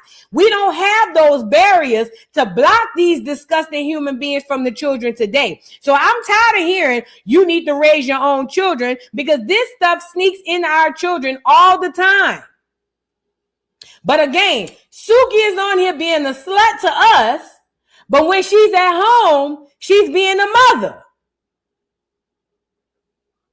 When she's at home, she's painting. She's creating something different for her and her kids. But again, Suki thinks that she's not going to meet the energy that she's putting to the universe. She's going to meet it tenfold. It's going to be worse for her. But this is what these celebrities do. I showed you the video of her selling her soul. Then I also showed you her going on to sell sex and disgust to the rest of the community while she cosplays a hoe to us and go home and be a family woman. Yep, just like Cardi. Cardi does the exact same thing. And this is what Young Miami is doing as well. Even though Young Miami came from that type of lifestyle, that's not the lifestyle she's giving to her children. Remember, Cardi came on here and said that she refused to let her children listen to WAP, even though WAP is all over for everybody else's kids to listen to. You think WAP gonna miss her kids? Hell no. And Uncle Luke is another one.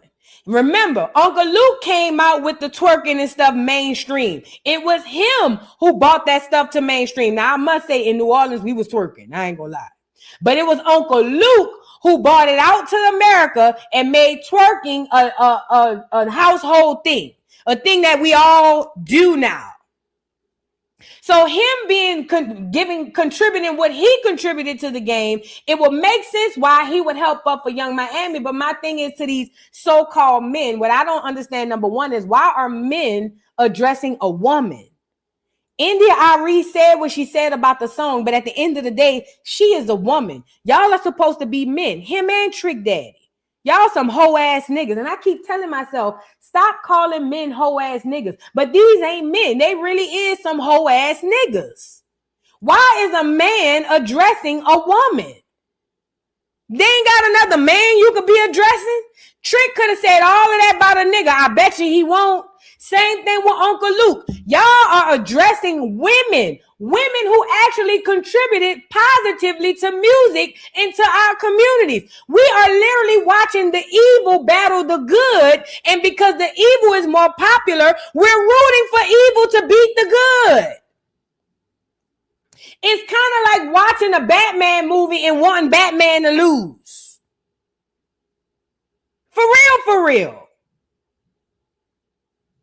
Uncle Luke is the last person to mention anything about our culture because he brought a whole bunch of toxicity and disgust to our culture. Mind you, he didn't sell his shit to them Bahamians because Uncle Luke is from the Bahamas. He is a Bahamian. Oh, and by the way, I be at the Bahamas. I done been out there. They don't even know this nigga. Bahamians don't even know Uncle Luke exists. But instead of selling his twerk into the Bahamians, he came to America and sold it to us. And now you got something to say about India Arie? I don't see how we haven't canceled this nigga long time ago. I'm tired of this slithering, gap-toothed ass motherfucker over here talking shit and talking about Black American and our culture. He need to go back to the Bahamas and go talk to them people. But he got something to say about, again, this is another man addressing a woman who was writing what she said. The song is extremely problematic, and it is going to inspire a whole bunch of people, not just children, people to do horrible, heinous things. You know, one thing, I forget who it was. I don't know if it was India said.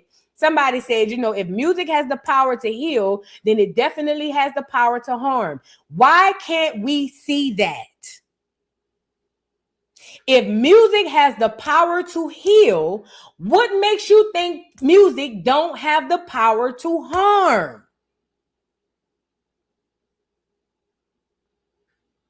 We got to understand that. And again, this is why I'm saying it's going to be a group. Let me tell you, Black America, we're going to have to start separating.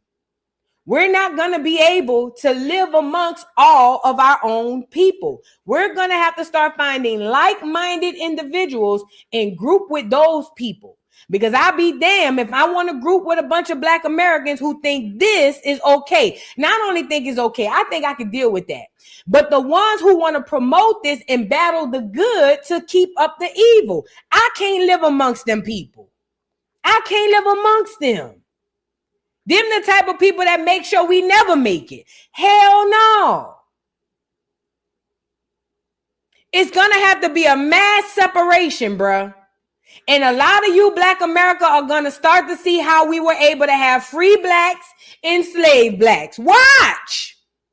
It's going to have to be. In order for us to move the needle forward and get to where we need to get as a people, we're going to have to drop off the dead weight. And that group, that Trick Daddy group, that Uncle Luke group, that Young Miami group, them going to be the dead weight we're going to have to drop off. I ain't even lying. We're going to have to leave that alone. That's them rockhead people. That's them. We got to leave them alone. Let's get into Uncle Luke in India. It says, Miami rap legend Uncle Luke has chimed in on the backlash Young Miami has been receiving over her viral rap Spin That. It says, all the controversy began as R&B and neo-soul India Arie and R&B singer Nikki Gilbert spoke out on social media to condemn Miami's lyrical content on her apparent song of the summer. Gilbert's first slammed the lyrics on June 21st after watching Carisha get a standing ovation at the BET Awards 2026 last Sunday. She hopped back online on July 1st. Meanwhile, India Arie hopped on Threads on June 30th to slam Young Miami's song. She replied to someone who was calling for a boycott. While Arie didn't join in on the call, she joined in on criticizing the track, joining fellow Miami rap legend Trick Daddy, who went completely nuclear on India Arie and Nikki Gilbert. Uncle Luke from 2 Live Crew is now chiming in. Uncle Luke, who's no stranger to going live and sharing his honest thoughts on hot topics, told his followers, they're just lyrics, he added. So when this girl, India Arie, or whoever the hell it is, acting as if he don't know who she is. Listen, I have no problems with these Afrocentric type people, but they are always jumping into the conversation and wanting art to be created like their art. That's a lie. If anybody lived in the world of Jill Scott and all music was Jill Scott and India Arie and all Afrocentric, we would be bored as F. I'm sorry. I love their music. I appreciate their music. I appreciate their artistical values. But at the end of the day, why are you having a conversation about something that's considered as art? Let me say this. This is an intellectually dishonest argument because what he's making it seem as if India Arie wants no place for this music and wants nothing of this to exist. That's not the truth. Also, like I said earlier, we do not have something to compete with Spin That. Spin That is all we have. Nobody is saying that all we want is Jill Scott music. Nobody has ever said that. We don't have any balance, and the only representation is music that is employing and implying or propelling people to do and commit crimes. That's a bad thing, whether you like the beat or not. But remember, these Uncle Lukes and these Trick Daddies are the celebrities put in place to go against the people who are speaking up for us. Whether you like India Arie or not, she's right. Whether you like Nikki Gilbert or not, she's right. And now it's the battle of good versus evil. The evil is the side of Young Miami, and the good is the side of Nikki Gilbert and India Arie. Not because of the people themselves, but because of what it is their sides are standing for. So now it's a split between good and evil. And I'm just sitting back and watching to see what side everybody pick. Let's get into what Uncle Luke had to say. Y'all get the likes up. Again, this is an intellectually dishonest argument. They're making it seem like people are saying nobody want to hear any ratchet music. That's not what we're saying, but let's get into it. I lived in the world of Jill Scott, and all music was Jill Scott and India Arie and Afrocentric. We would be bored as fuck. It's just lyrics. So when this girl, India Arie, or whoever the hell it is, listen, I have no problem with these Afrocentric type people, but they're always jumping into the conversation of wanting art to be created like they are. If everybody lived in the world of Jill Scott and all music was Jill Scott and India Arie and Afrocentric, we would be bored as fuck. I'm sorry. I love their music. I appreciate their music. I appreciate their artistic values. But at the end of the day, why are you having a conversation about something that's considered as art? Does anybody get all upset if everybody lived in the world of Jill Scott and all music was Jill? A man is standing up there and people are looking at the sculpture, the art sculpture of this man with his Jimson tools out. Nobody has nothing to say about that. But then it's always us. It's always black on black crime. It's always black on black crime. You never hear them talk about each other. You never hear the white women talk about the white men. You don't hear the white artist talk about another white artist. He's gaslighting the F out of us. This ain't got nothing to do with black on black crime. This ain't got nothing to do with black people hating on black people and white people helping up. This has nothing to do with that. He is gaslighting the group of people who is literally saying, hey, bruh, I don't want this to be our representation. And plus, it's harming the community. He's gaslighting. All of the arguments he's using aren't even arguments that exist. Nobody is saying we only want to hear Jill Scott. That's not a real argument, but he's using that because he knows that these are talking points that is repeated over and over and over in the algorithm. I told y'all these celebrities are puppets. They get talking points too. And for him to act like he don't know who India Arie is bull crap. It's good versus evil. I'm telling you, that's what we're dealing with. This is a battle between good and evil. Evil is represented by Young Miami and everybody on that side, and good is represented by the other side. Because at the end of the day, the song that Young Miami is putting out is extremely harmful. It's extremely harmful. And until y'all want to acknowledge that, we will continue to be in this situation. It's extremely harmful. But he's gaslighting, though. Think about it. Where is it? A man is standing up there and people are looking at the sculpture, the art sculpture of this man with his Jimson tools out. Nobody has nothing to say about that. But then it's always us. It's always black on black crime. It's always black on black crime. You never. That's cap. I forgot. Let's get what Nikki Gilbert had to say. I thought is her video on here? I thought her video was on here. What the story is. First is you in her bag. Now we saw what Trick Daddy had to say. He was extremely disrespectful and extremely rude. Called that lady all out her name. And shout out to what's his name? Shout out to Seti. Like Seti said. Shout out to Cyrus Suit and Seti. I love his channel. Shout out to Seti. Like Seti said, you don't know who that lady know. What if India Arie got crash out nephews that want to come see your big fat ass about that nasty mouth, bitch? You see what I'm saying? But see, I gotta stop. I gotta stop because I get in my feelings. I really do. Because you feel what I'm saying? You don't know who knows who. But either way, everybody has something negative to say about this situation. And again, all India Arie and other artists are doing is doing what they are supposed to do. They are basically protecting our art. That's all they're doing. And Uncle Luke should have been canceled. Remember, he's on that Democratic plantation and was getting a lot of you niggas to go over there. Him and Plies, I don't understand how y'all still allow him in the community. Between Uncle Luke and Plies, I truly don't understand how y'all even like them in the community. For real, for real. I don't get it. Nothing about, I truly don't get it. I really don't. At any rate, I'm on India Arie's side. We need to get rid of it because it is not conducive to the environment of Black America right now. It is not. Now let's move on. We did Luke and Uncle. Yeah, we did Scissor and Autism.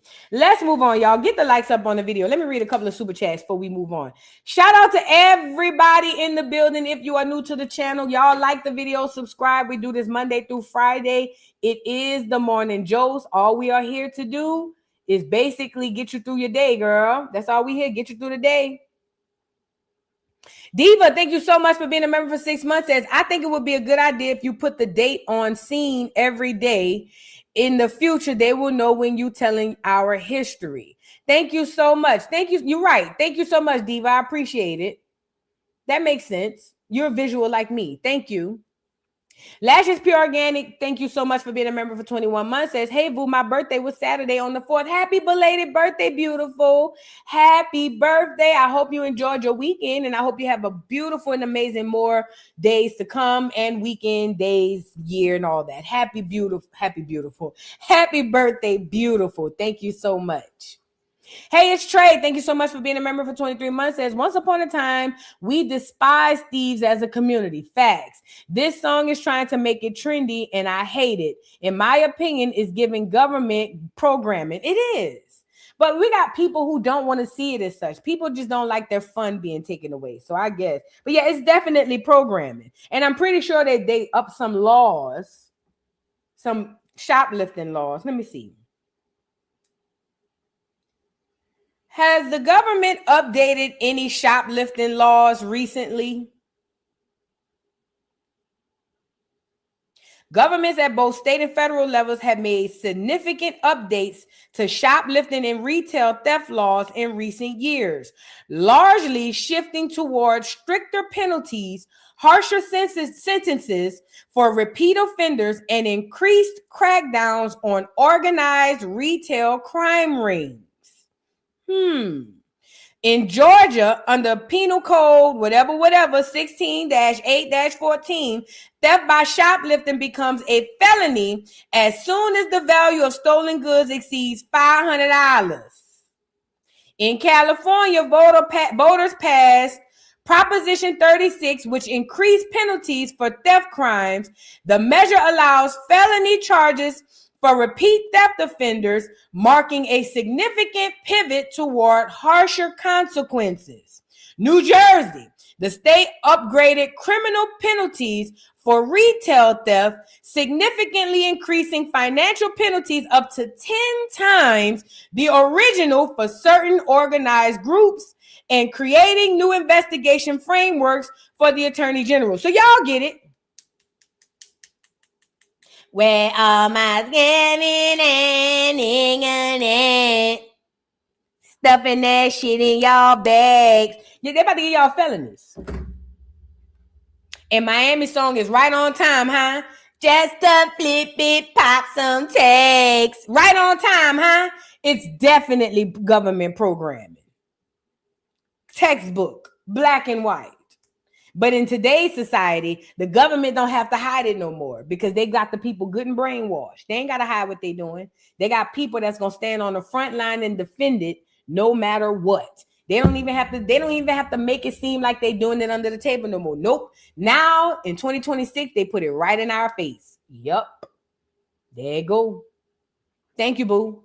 CC, thank you so much, CC Spears, for the super chat. Says, my children are adults and there's things I still won't listen to or do in front of them. Facts. We've lost self-respect for ourselves and one another. Let me tell you something. My baby's 23 years old.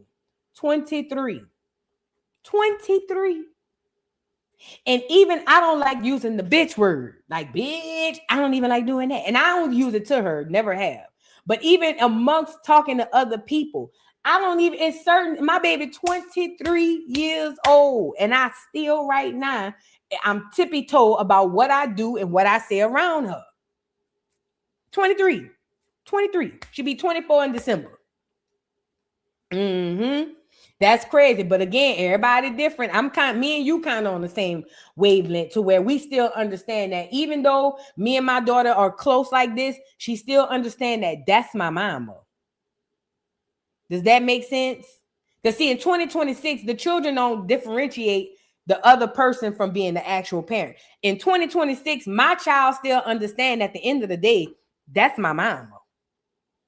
It's certain things that I can't do around her, and it's certain things she not gonna do around me, because that's my mama. It's never, the lines are never blurred. Mind you, when I'm walking with my daughter, people don't even believe that's my child. The lines are never blurred. She understands, and understands that's my mama. You get it? Everybody different though. Never Burrow, thank you for the super chat. Says, I feel like it's midnight in the garden of good and evil. Oh yeah, here in the garden where temptation feels so right, passion can make you fall for what you feel. Yeah, we in the garden. We knee deep in the garden. And guess what? I'm on the right side. I don't care. Let's move on. Get the likes up on the video, please, and thank you. Get the likes up on the video. On my soul, my child know that's my mama. It's certain things I don't do around her, and it's certain things she don't do around me. You feel what I'm saying? It's a mutual respect. It ain't just a respect because I'm the mama. No. It's certain respect because she my daughter. It's certain stuff that I don't want to see her do, and she ain't gonna do it in front of me. And it's certain respect because I'm her mama, and she don't want to see me do it, so I ain't gonna do it in front of her. That's what I be talking about when I say mutual respect, and when I say a fear, healthy fear. Not listen. My daughter is 6 feet 1 year, 6'1". I can't whoop her ass, but she fears me. My daughter is 6'1". 6'1". I can't whoop her ass. I can't. No way. Even if I try with all of my might, I can't whip my daughter's ass. But there's a fear there. Not a fear that I could whoop her ass. No. There's a healthy fear that that's my mama. You see what I'm saying? You see what I'm saying? And my baby's 6'1". And I'm 5'3" and 5'4" and 3/4. Yeah, my baby's 6'1". It run in her daddy's side of the family. It run on her daddy's side of the family. But for real, my daughter don't play with me. And guess what? I don't play with her neither. I don't disrespect her because she my child. It's a mutual respect thing type of, you feel what I'm saying? Anyways, let's move on. Yeah, I have to look up to my daughter. I hate going out with her. Girl, listen, I hate going out with her. I hate it. I absolutely...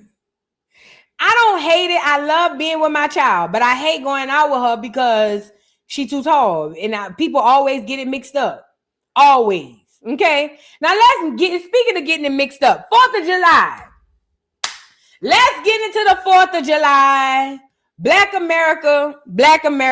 Y'all come on in. Let's discuss this conversation. So the 4th of July was this weekend, right?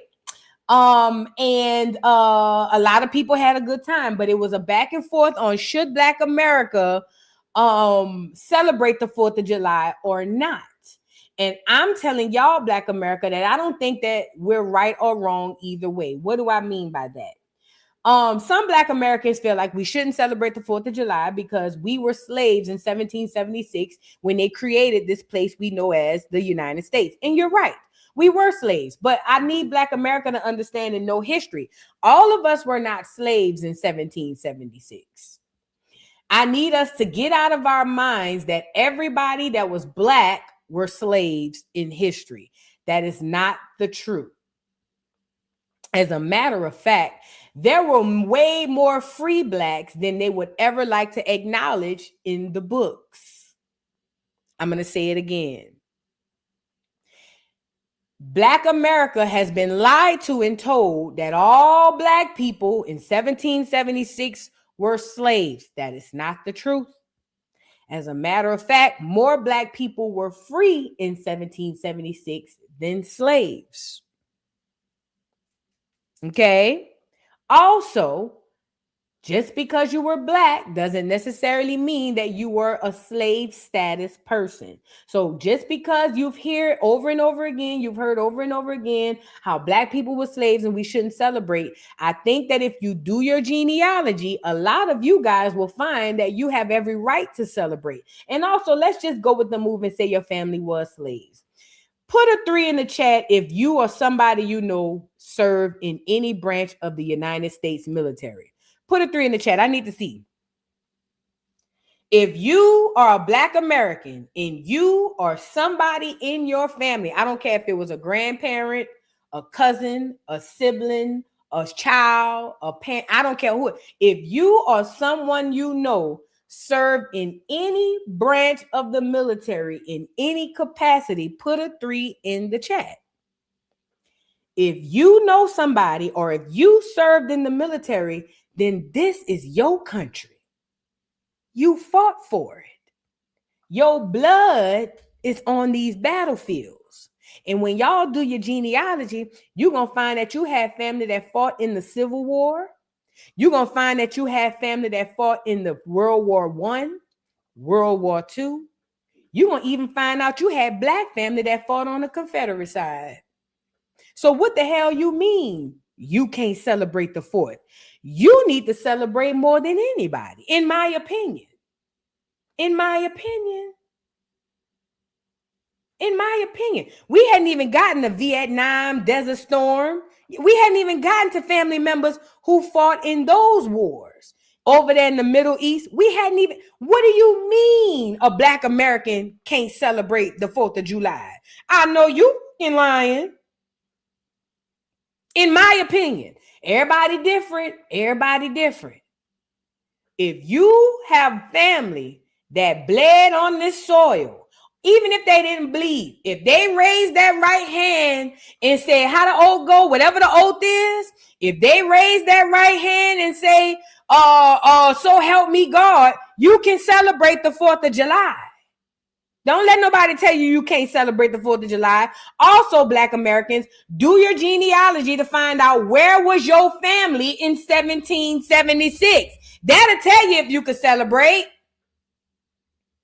Find out where your family was in 1776. That'll answer all of these questions. Stop letting the internet dictate to you who you are. Your genealogy is the only thing that could do that for you. When y'all start doing that genealogy and seeing all of these family members that fought in these wars, you'll go outside and see the American flag a little differently. I promise you. But anyway, shout out to the podcast with what's his name, Mano and all of them boys. They're having another deep conversation. Should Black Americans celebrate the 4th of July? Let's get into it. Man, though, I'm not sure if we should be celebrating 4th of July after we just come off. Celebrate everything else? No, we just came off a strong Juneteenth, understanding what it is. So we got to make a stand-up curve in July 4th? We are still American. We got to curve July 4th now? We're not American? But see, the problem with the history... We not hold on, fucking hold American. Hold on, nigga. I'm going to answer the question the way I'm going to answer it. You relax. Check this out. 4th of July is the independence of America from Britain, right? Yeah. Nigga, is you American or not, nigga? Where was you? Was you born in America? You talking about, nigga? You ain't kick no knowledge right there, nigga. What the fuck was that? Hold on for a second. You relax, nigga. When America got its independence from Britain, black people still slaves. So what? So we wasn't. Not all black people were slaves in 1776. Stop repeating that. Do your genealogy and find out if your family was slaves. They probably wasn't. Was you a slave? Let me ask you this: have you ever Was bought you fireworks? a slave, nigga? Yeah. Or was you born free in America? You trying to? I'm just saying. Educated now. I'm educated You off now. that now? I'm not mad at what you're saying, but You understand? You saying Yeah, I respect it, but you saying as a general whole, as a General, population. the history of black people. General, as a black man, though. I'll say this. Shout out to those boys over there. Let me say this. While we debating if we should celebrate it, the Africans and all these other foreigners who just got here are flying their American flag wide and loud and big.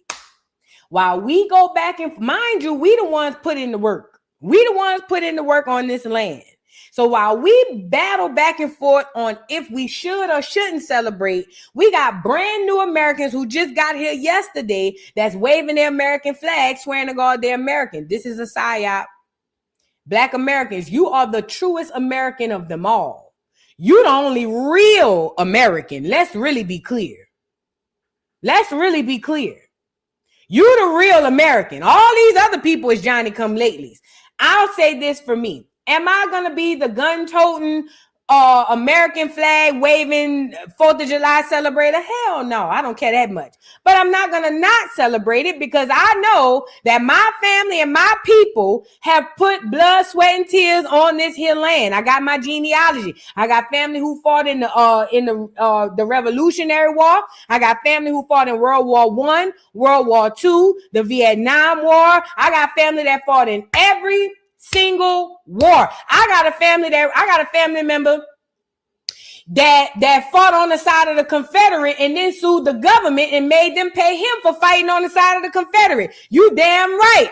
I'm celebrating. That's just me. I'm not telling you what to do or what you can't do. What I'm telling you is Black America has more right to celebrate 4th of July than any other person walking the face of this earth.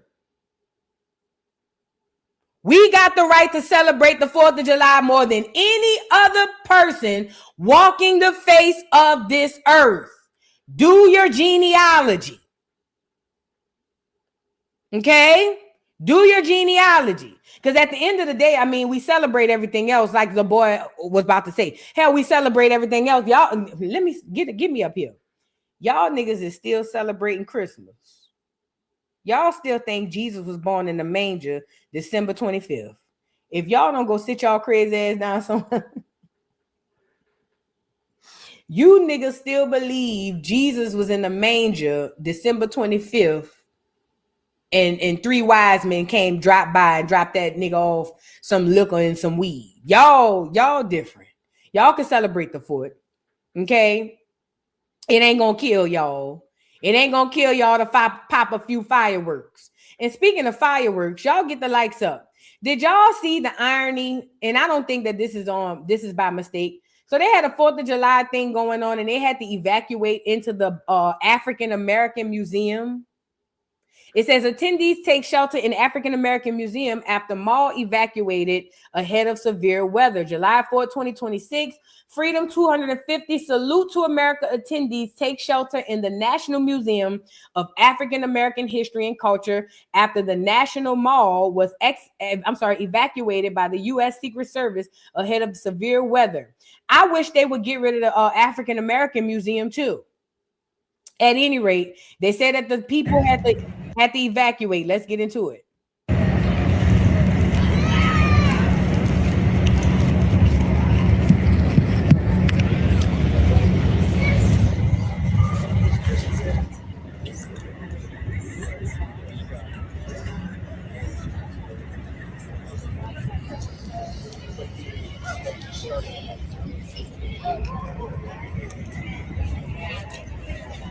So now all of these clears evacuated into the African American Museum. Again, I hope they take the African American Museum with it. But like I keep telling y'all, this isn't a birthday celebration of 250 years. This is a ritual to commemorate the end of their 250-year reign. I need y'all to understand me, Black America. No, we don't need that museum. That museum is full of lies. That museum is part of the reason why we believe everybody was a slave in 1776. Throw the whole museum away. Throw the whole museum away. That museum is part of the lies that keep us confused. Where was I going with this? Listen. All these clear people had to evacuate inside of this African American museum. And I believe that I know this is not a celebration for 250 years of being a country. This is a ritual to commemorate the end of their 250-year reign. Black America, they masking it as a birthday celebration so that you can give it your energy. But at the end of the day, this is the end of their reign. America is now going to go back to its rightful owners, which are the copper color melanated people that walk the face of this earth. Us, Black America, which is also why I keep telling y'all to do your genealogy so that you can get your land. Are y'all tracking? This isn't a birthday celebration. This is a ritual to commemorate the end. Yep, it's they end, our beginning. Yes, that's what this is. And this is why you see stuff like this going on. So I saw these clears, hundreds of clears, marching on 4th of July through Washington, D.C. Let me say this. Clears are not creators. They don't even know how to create ways to be racist. All the clears are doing is mocking what they see when the Hebrews be downtown marching like a dog. Let me see if I can find the Hebrews marching. Y'all know how the Hebrew Israelites was marching out there with Kyrie Irving. How you spell Israelites? Y'all know how every time something going wrong in the world, the Hebrew Israelites get the marching downtown? I'm going to show y'all. Look. Here they go again, people.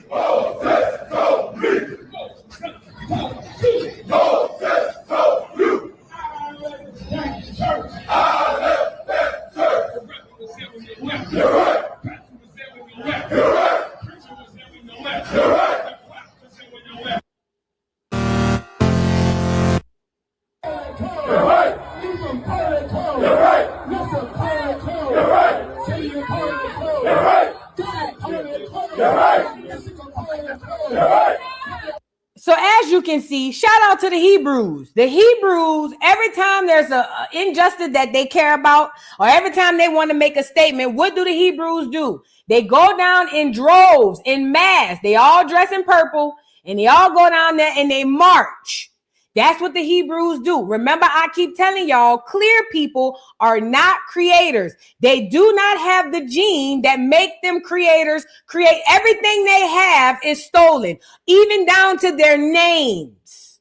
Everything that clear people have is stolen. They are incapable of creating things, even creating ways to protest. They don't even know how to do that. Y'all ever notice the clears have hijacked all of our sayings? Remember at one time being woke meant that you were out of the matrix. Now being woke means you are LGBTQ plus member. Everything that we have, they steal and they take it. And that's exactly what they did for the 4th of July. Because remember, these clears are incapable of creating. So what do? Hundreds of them decide to take to march to Washington, D.C. and march for 4th of July as white nationalist groups. Let's get into it. It says hundreds of mass members of white nationalist groups Patriot Front marched through parts of Washington, D.C. on July 4th ahead of festivities to mark the U.S. 250th year of independence. With about 400 members, many were seen carrying the group's flags, Confederate flags, which they stole from us, and variations of the American flags, at times chanting, "Reclaim America." Understand what you're about to watch. This isn't a bunch of crackers that decided to stand together in solidarity because they just love America and wanted to show their pride. No.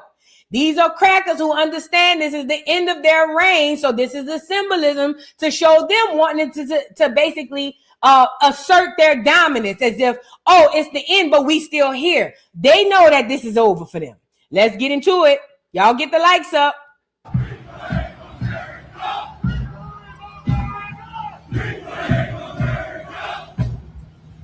Yeah, you two heat strokes. Oh, you been to the gym? How you sweat?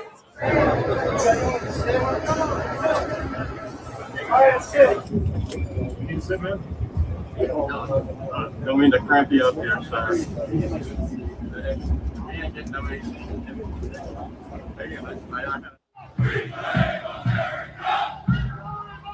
So now you got a crap ton of clears going down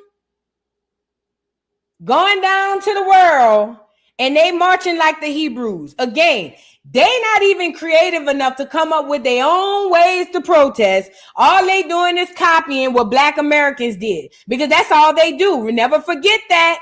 White people are not creative. It's impossible. Look. Literally marching the exact same way. Look. Look. You're right. You're right. You're right. You're right. Same thing. You're right. Literally marching the exact same way. Only thing they did was change clothes. They doing the exact same thing.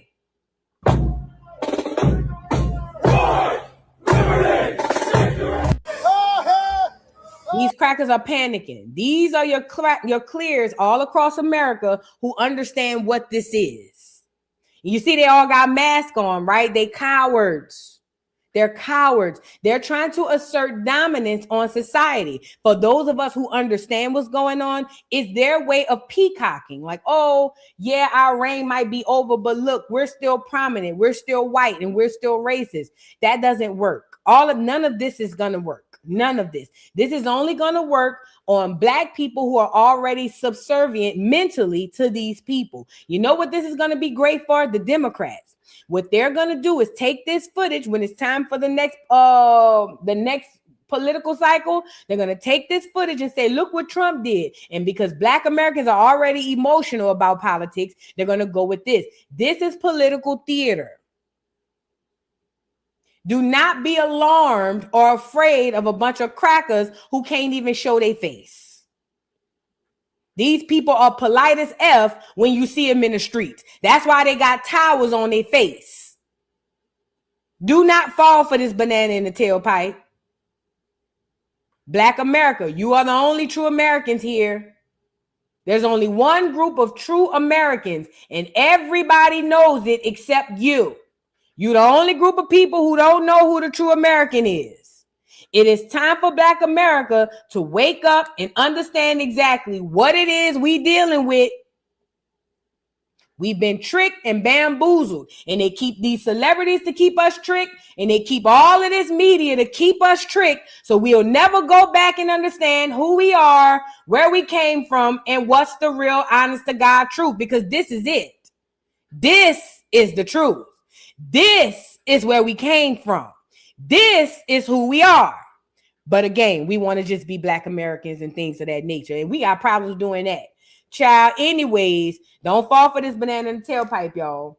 This is all theater to get you scared so that you could think, oh my God, the clears are going to come and get us. Oh my God, we're going to die. Oh my God, the clears. That's what they want y'all to do. They want y'all to go into a panic and be scared of the clears like they did on that movie, Mississippi Burning.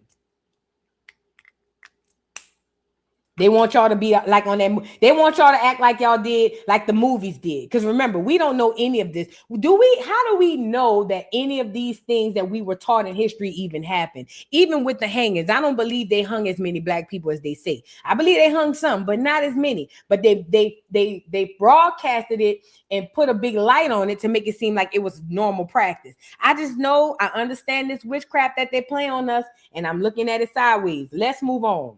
Now I want to get into Jabari and Sinetta versus Wack 100. Oh my God. Y'all get the likes up on the video. Get the likes up on the video. Jabari and Sinetta. Lord have mercy. Let me see. Let me find it. Here you go. Who is Brother Jabari? Lord have mercy. Let me see if I can find Brother Jabari on Instagram. Brother Jabari and Sinetta. Y'all know how I feel about Sinetta. Brother Jabari. Let me see if I can find a video of Brother Jabari.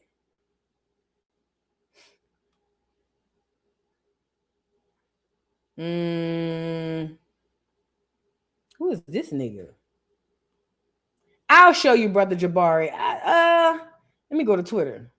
See if I can find a video of Brother Jabari so y'all can see who he is. So just to kind of give y'all the backstory, who is Brother Jabari? He is a scholar. Use the term, yeah. He's a highly decorated, educated black man who used to hang out a lot with Sinetta. Who is Sinetta? Sinetta is the black man who used to be on, he's still on YouTube, but he's on YouTube often. And Sinetta had this channel, or he still has this channel. How you spell Sinetta name?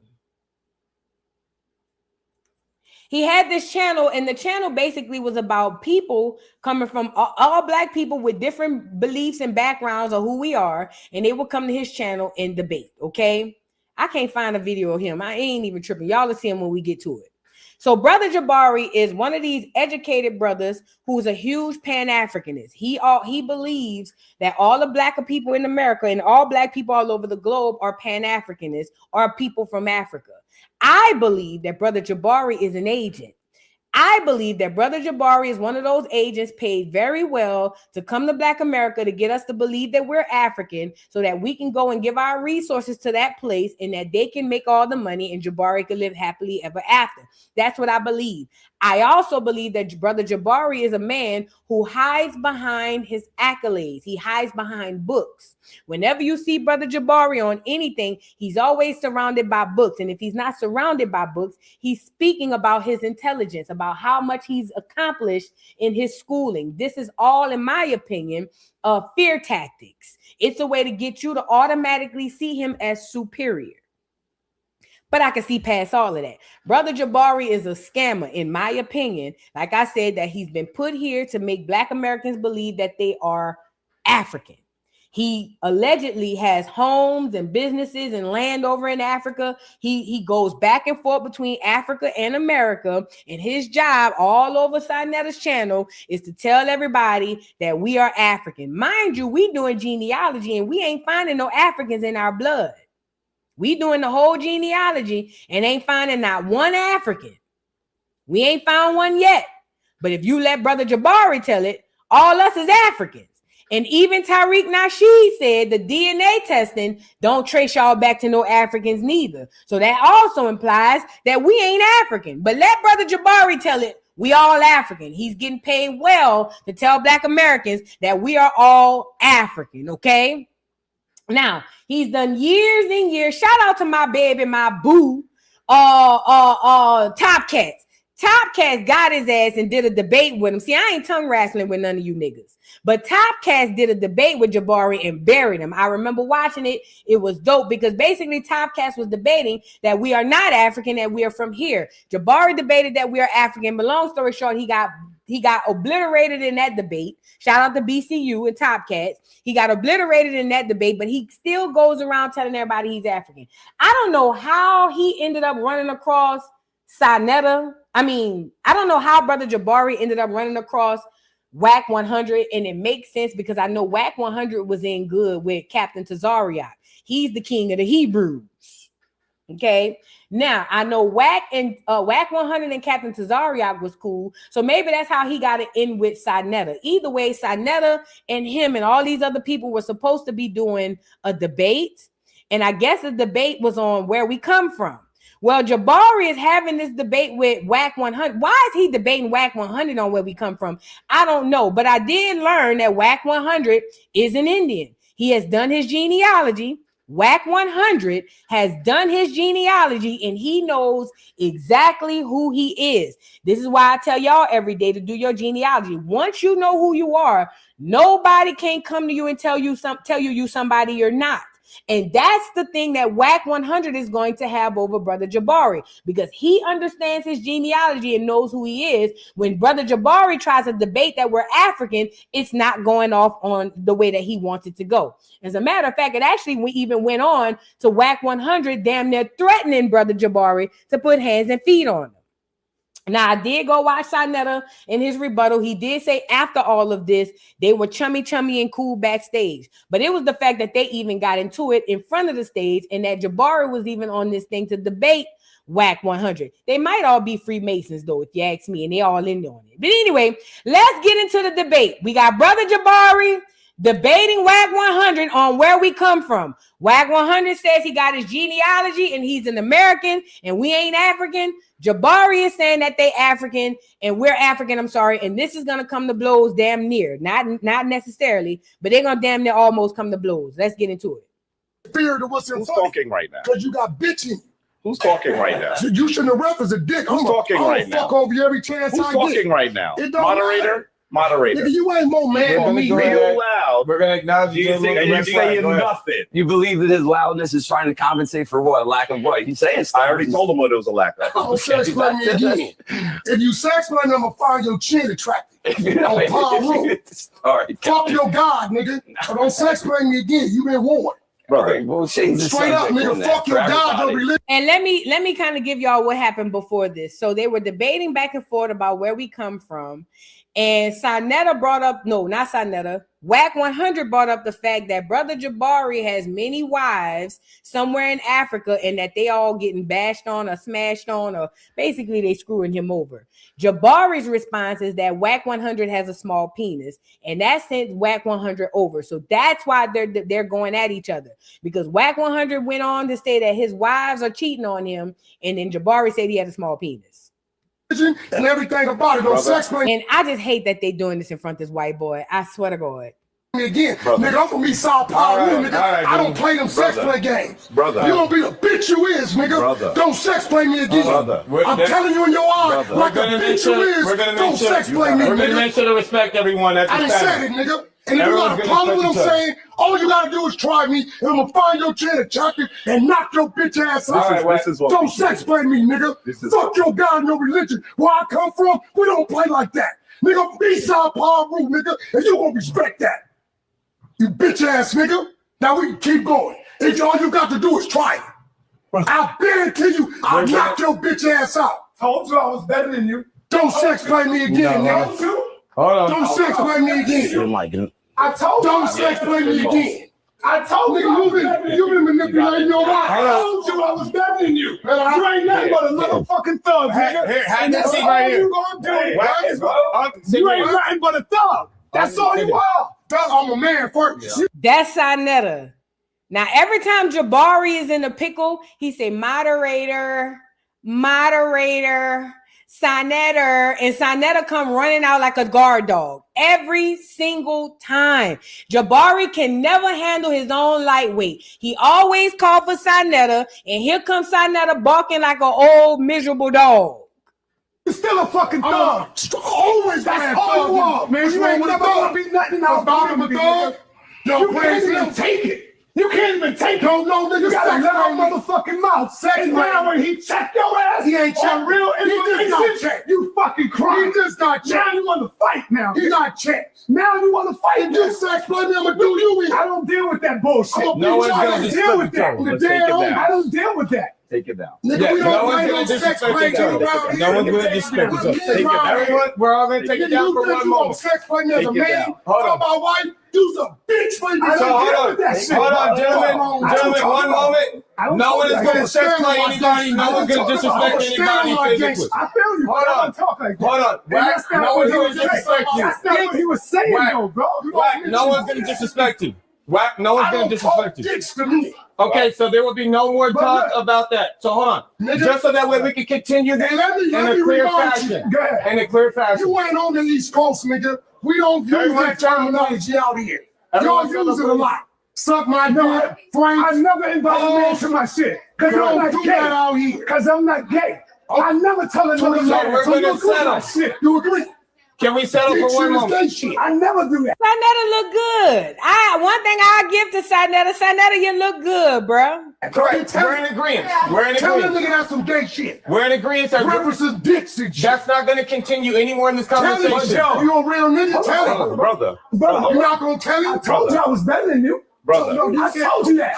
So what? You might have more money than me, but I'm a better man than you, nigga. How are you figuring? Because I taught millions of our Let me people. tell you why you ain't I better taught than me. millions of black people Let me tell you why you about ain't black better than me. knowledge, nigga. Let me tell you why you ain't better than me. I taught babies, nigga. Let me tell growing you why up. God don't care.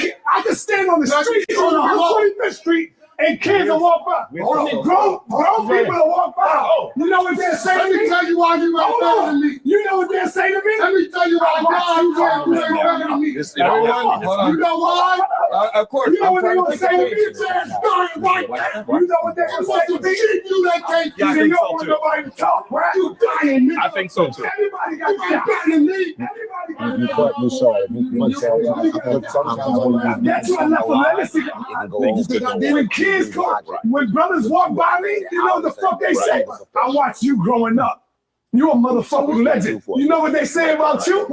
Damn, you was a killer, nigga. You killed a lot of black niggas out there. Sure that's what they Damn, said? you banged out. Who told you I was a killer? Damn, you banged out there. Who told you I was a killer? Brother, I've been listening and following you. I Tell listened me to one person ever said I killed. One moment, please settle. Can you tell me Settle, one everyone person settle. ever said I killed? Everyone settle. Hold on, black man. No, I can't. You can't.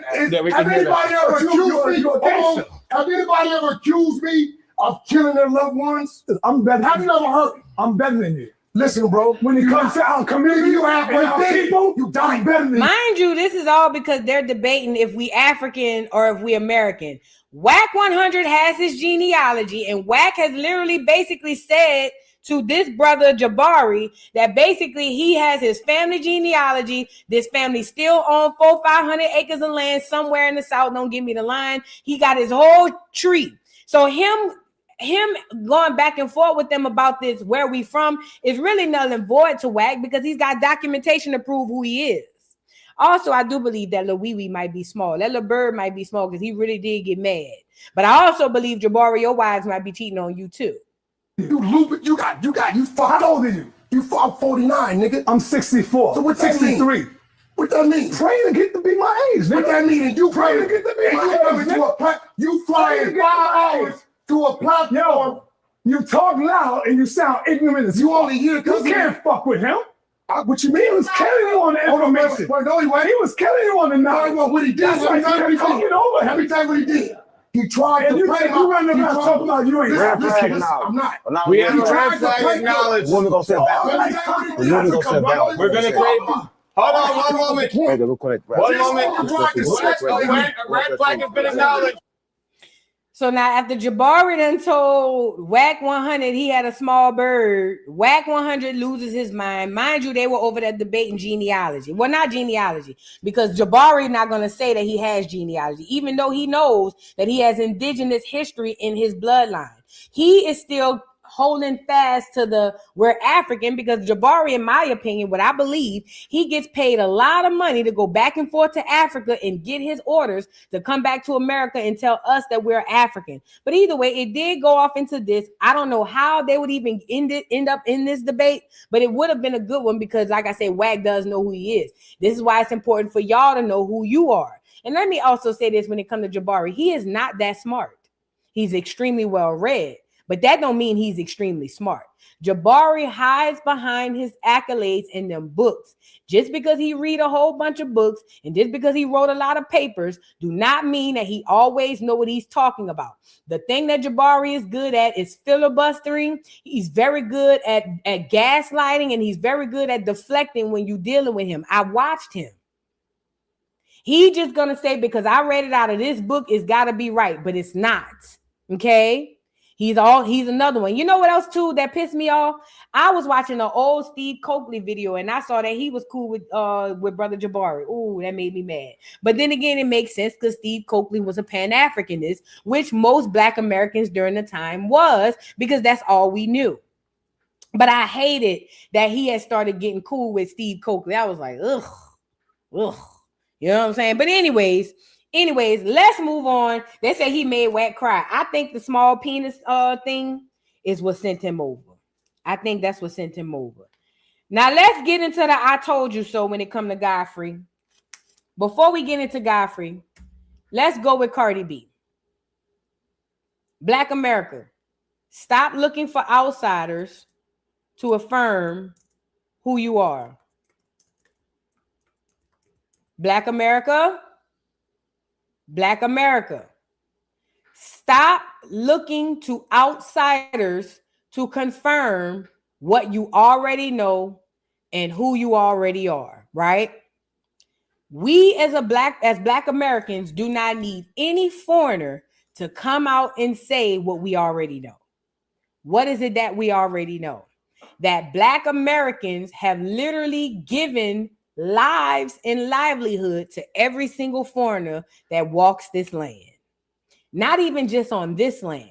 We have literally given livelihood and lives to people that we don't even know. Hell, all of Asia. Everything that we do makes money for everybody else. It makes nothing for us, but it makes a lot of money for everybody else. All of these foreigners get to come into Black American culture and and make a lot of money off of us. We don't get those same benefits. They get it. We don't. If it were not for Black Americans, these people in the world today wouldn't know how to bathe. They wouldn't know anything. They wouldn't know anything about being in the medical industry, engineering, all of that. Everything that the world has comes from Black America. Okay? So here it is. Cardi does this interview, and now she's on the interview. Mind you, she understands the state of Black America right now. We are delineating and we are kicking anybody out of Black America that is disrespectful to us. Cardi understands that. She wants to have longevity and a career. Cardi's target audience is who? Black America. Her target audience aren't the Hispanics. Cardi's target audience isn't white people. It's Black American women and Black American gays. That is her target audience.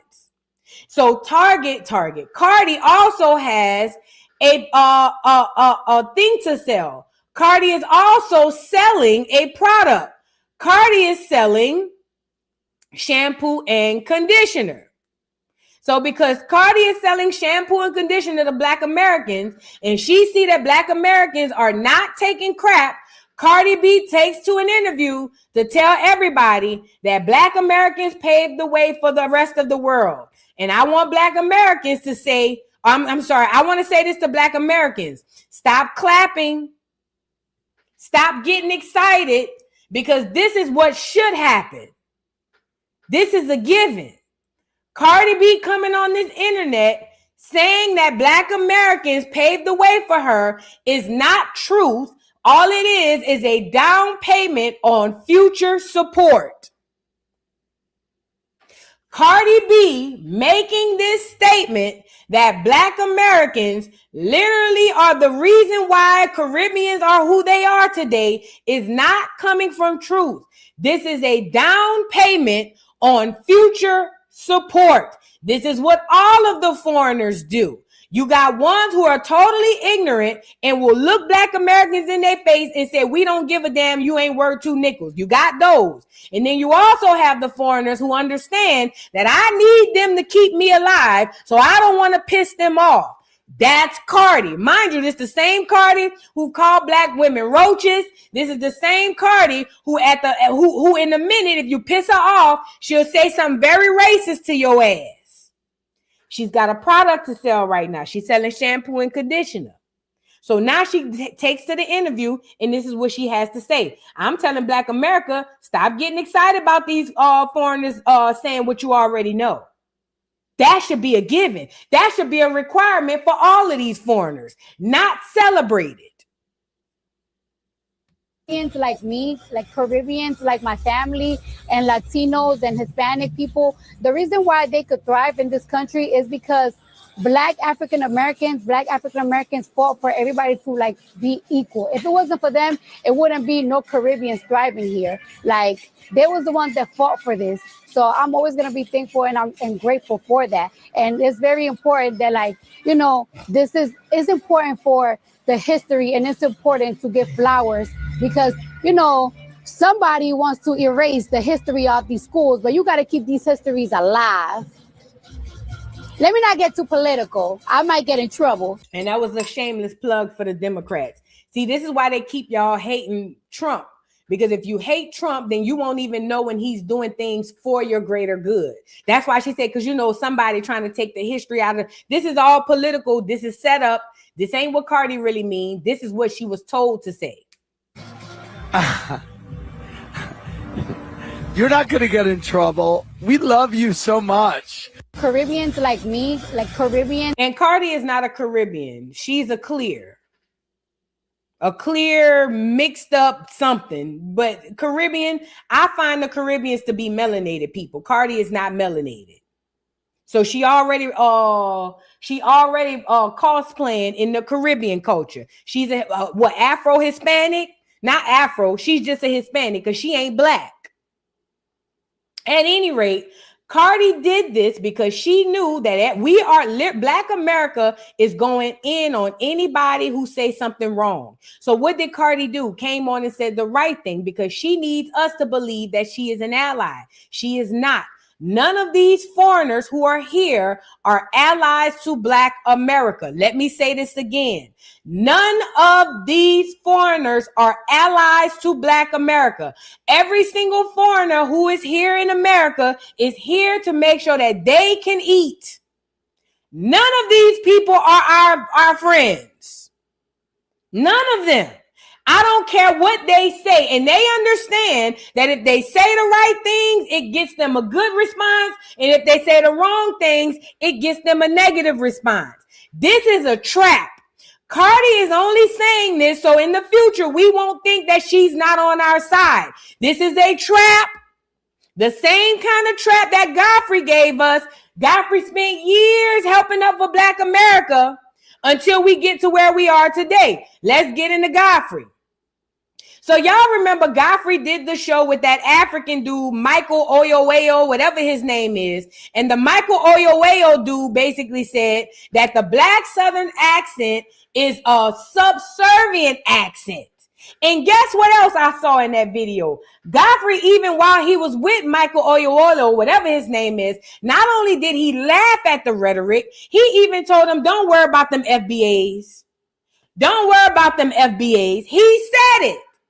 Mind you, on one hand, Godfrey continues to take up for Black Americans. All he do is talk to other people about how we are these people and this, that, and the third, and we need to be respected. But the moment his African friend came on there, it was don't worry about them FBAs. That's what he said. Don't worry about them FBAs. Also, by the way, he's really good friends with Tariq Nasheed.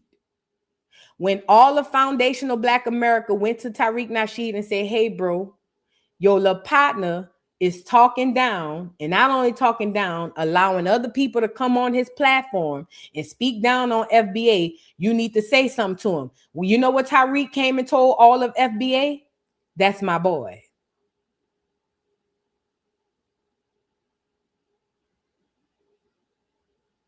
After Godfrey created this platform for all of his African friends to come on and speak negatively and ill about Black America, Tariq Nasheed, when all of the FBA went to Tariq Nasheed and said, hey, Tariq, bro, your partner done got on the internet and whoop-de-whoop-de-whoop. Tariq told all of foundational Black America, that's my boy.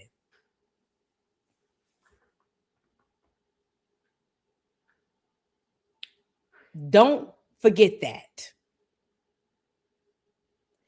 Don't forget that. Please don't forget that. So again, Godfrey never came out and apologized. Godfrey never came out and said nothing. As a matter of fact, a young lady called in who was actually on his side.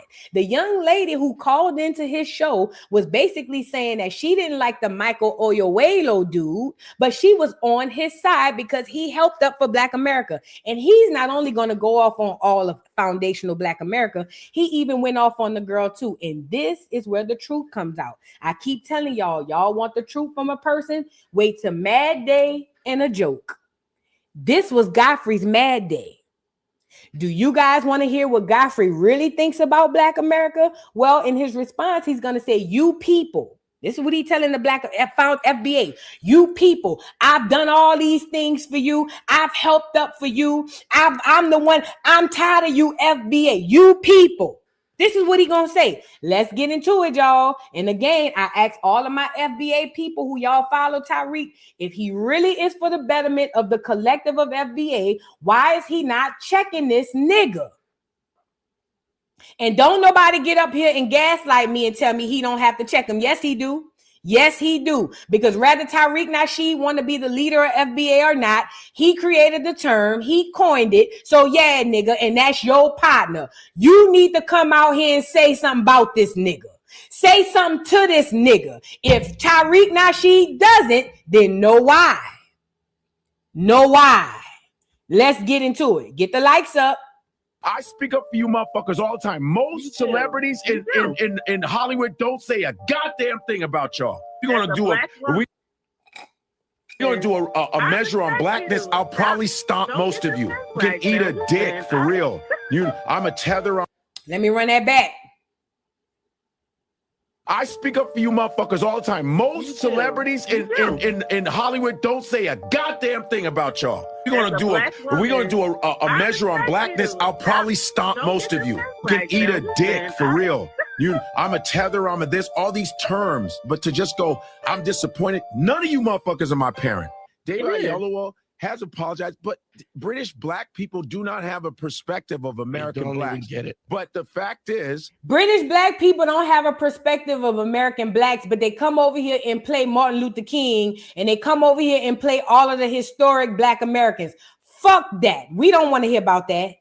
That is not an excuse that he doesn't have a perspective of American Blacks. And let me also say this, Black America. Remember, they lied and taught us that we were all one big Black Negro and that we all love each other. I keep telling y'all, them other foreign Blacks do not love you.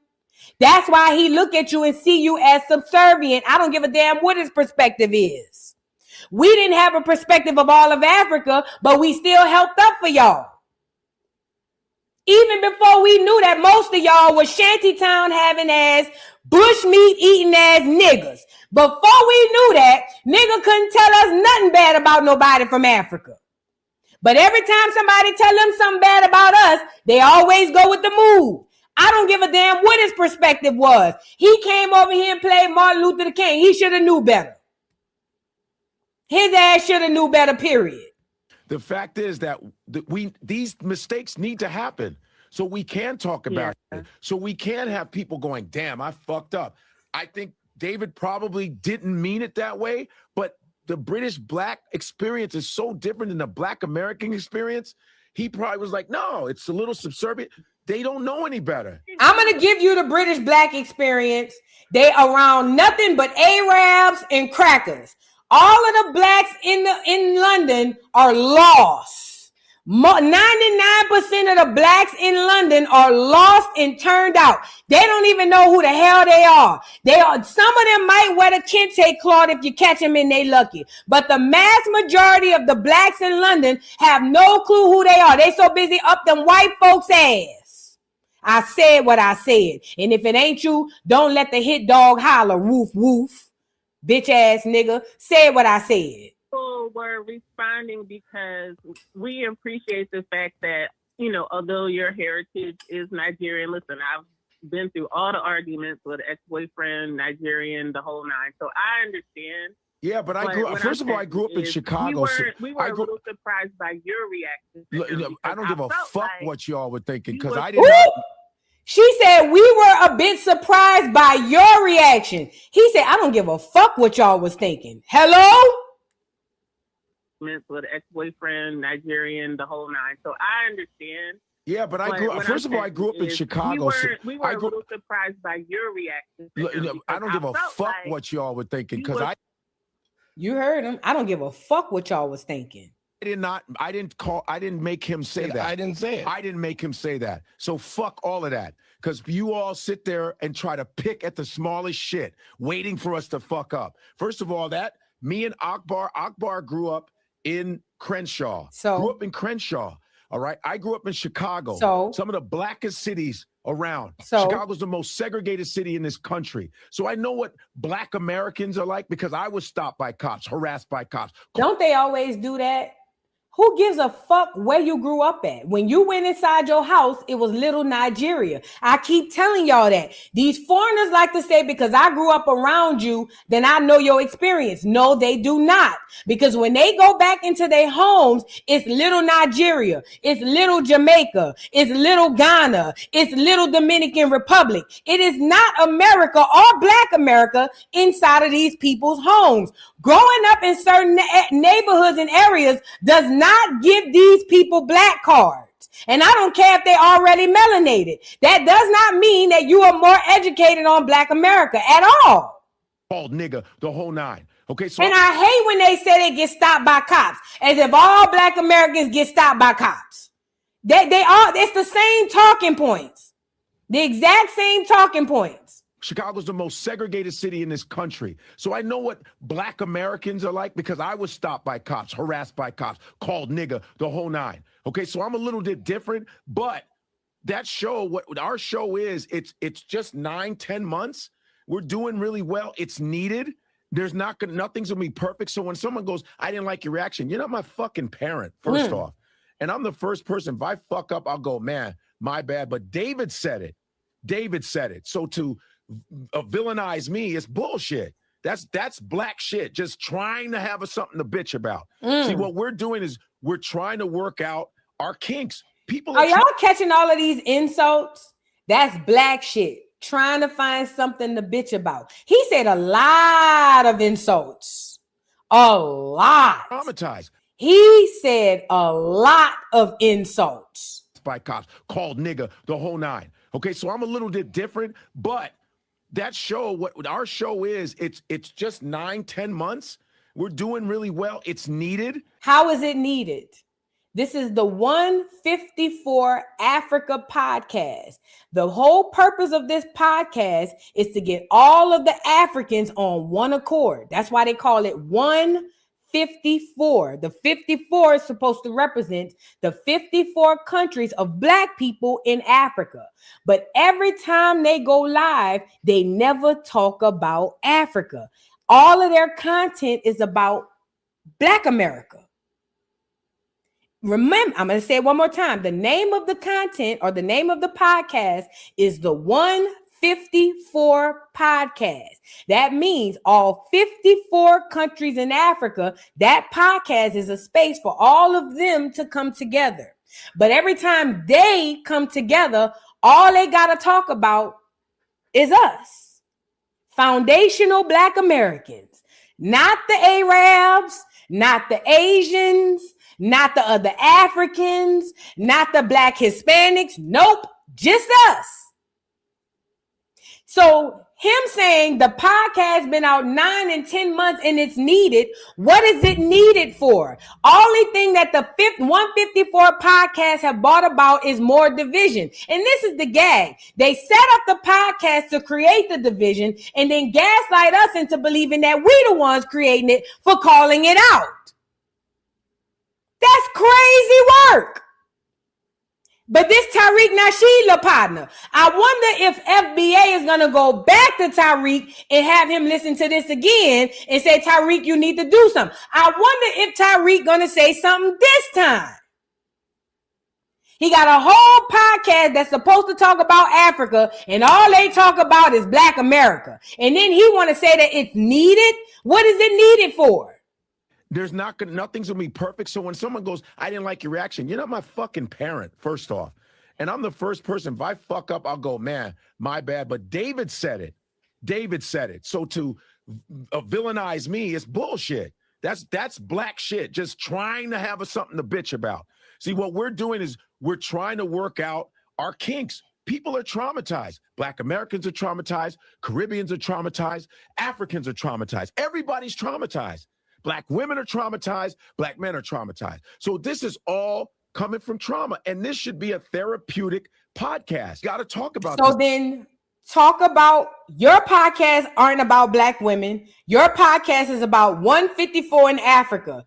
Stick to Africa. But I know why you won't do that, because the world don't give a fuck about Africa. Also, the reason why you won't do that is because your target audience is us. His job in that podcast is to trigger us day in and day out. I bet you Tariq Nasheed ain't gonna say nothing to him. Things, but to just go, I'm disappointed. None of you motherfuckers are my parent. There you go. None of you. And it's the gag. We don't have to be his parent.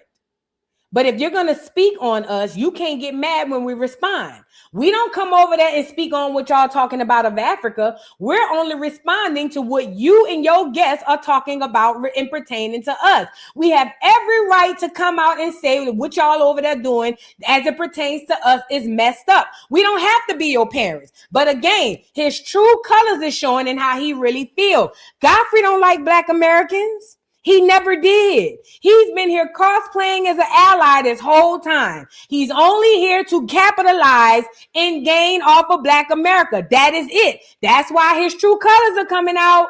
He's perfect talking shit to me. You do a podcast and do better then. But my thing is, I'm doing this for the good of all of us to bridge a gap. And all this, oh, you're a tether, you're a this, you can eat a dick. I'm just not talking to you, miss. I'm just saying in the general. But you can eat a dick for real.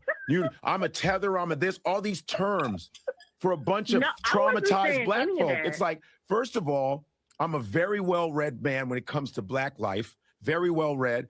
I've done mounds of going to see the minister, Savior's Day, all kinds of shit. I met Stokely Carmichael. And I'm so tired of these tethers telling us who books they read and who they met. No disrespect to the people he named, but I don't give a fuck.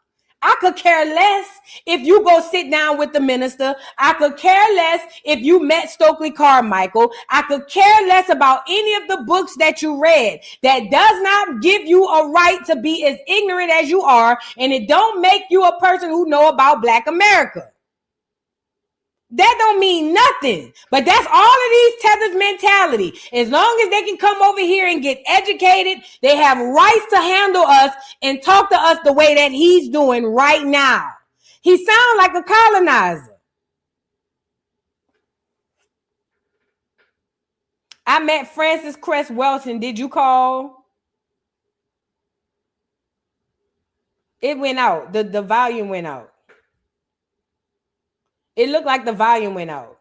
The volume went out, but he went to go on and talk about how he met Francis Cress Welsing and all of these people. So we don't give a fuck. And this is no disrespect to the sister Francis Cress Welsing. That's not what I'm saying. What I'm saying is we don't care. Him meeting these people does not give him a pass. Again, I'm going to say this. Godfrey, on one hand, wants us to believe that he's an ally. That's why he spent all of those years acting as if he had black Americans back, speaking on behalf of black America. But the moment black Americans check him about his degeneracy and having degenerate, and having degenerate ass black people on his podcast, is I take up for you mother effers. It's the wagging of the hand. It's the I. Y'all traumatized blacks, and y'all look at how he's talking to us. The very same people he claimed to have our backs. The very same people who he claims to speak up for. Black America. Cardi is doing the exact same thing Godfrey did in the past. They do enough just to put a down payment on your support, but in reality, they don't give a damn about Black America. Godfrey is not your friend. I don't know how many times I need to tell this to Black America. Not only is Godfrey not your friend, none of these foreigners are your friends.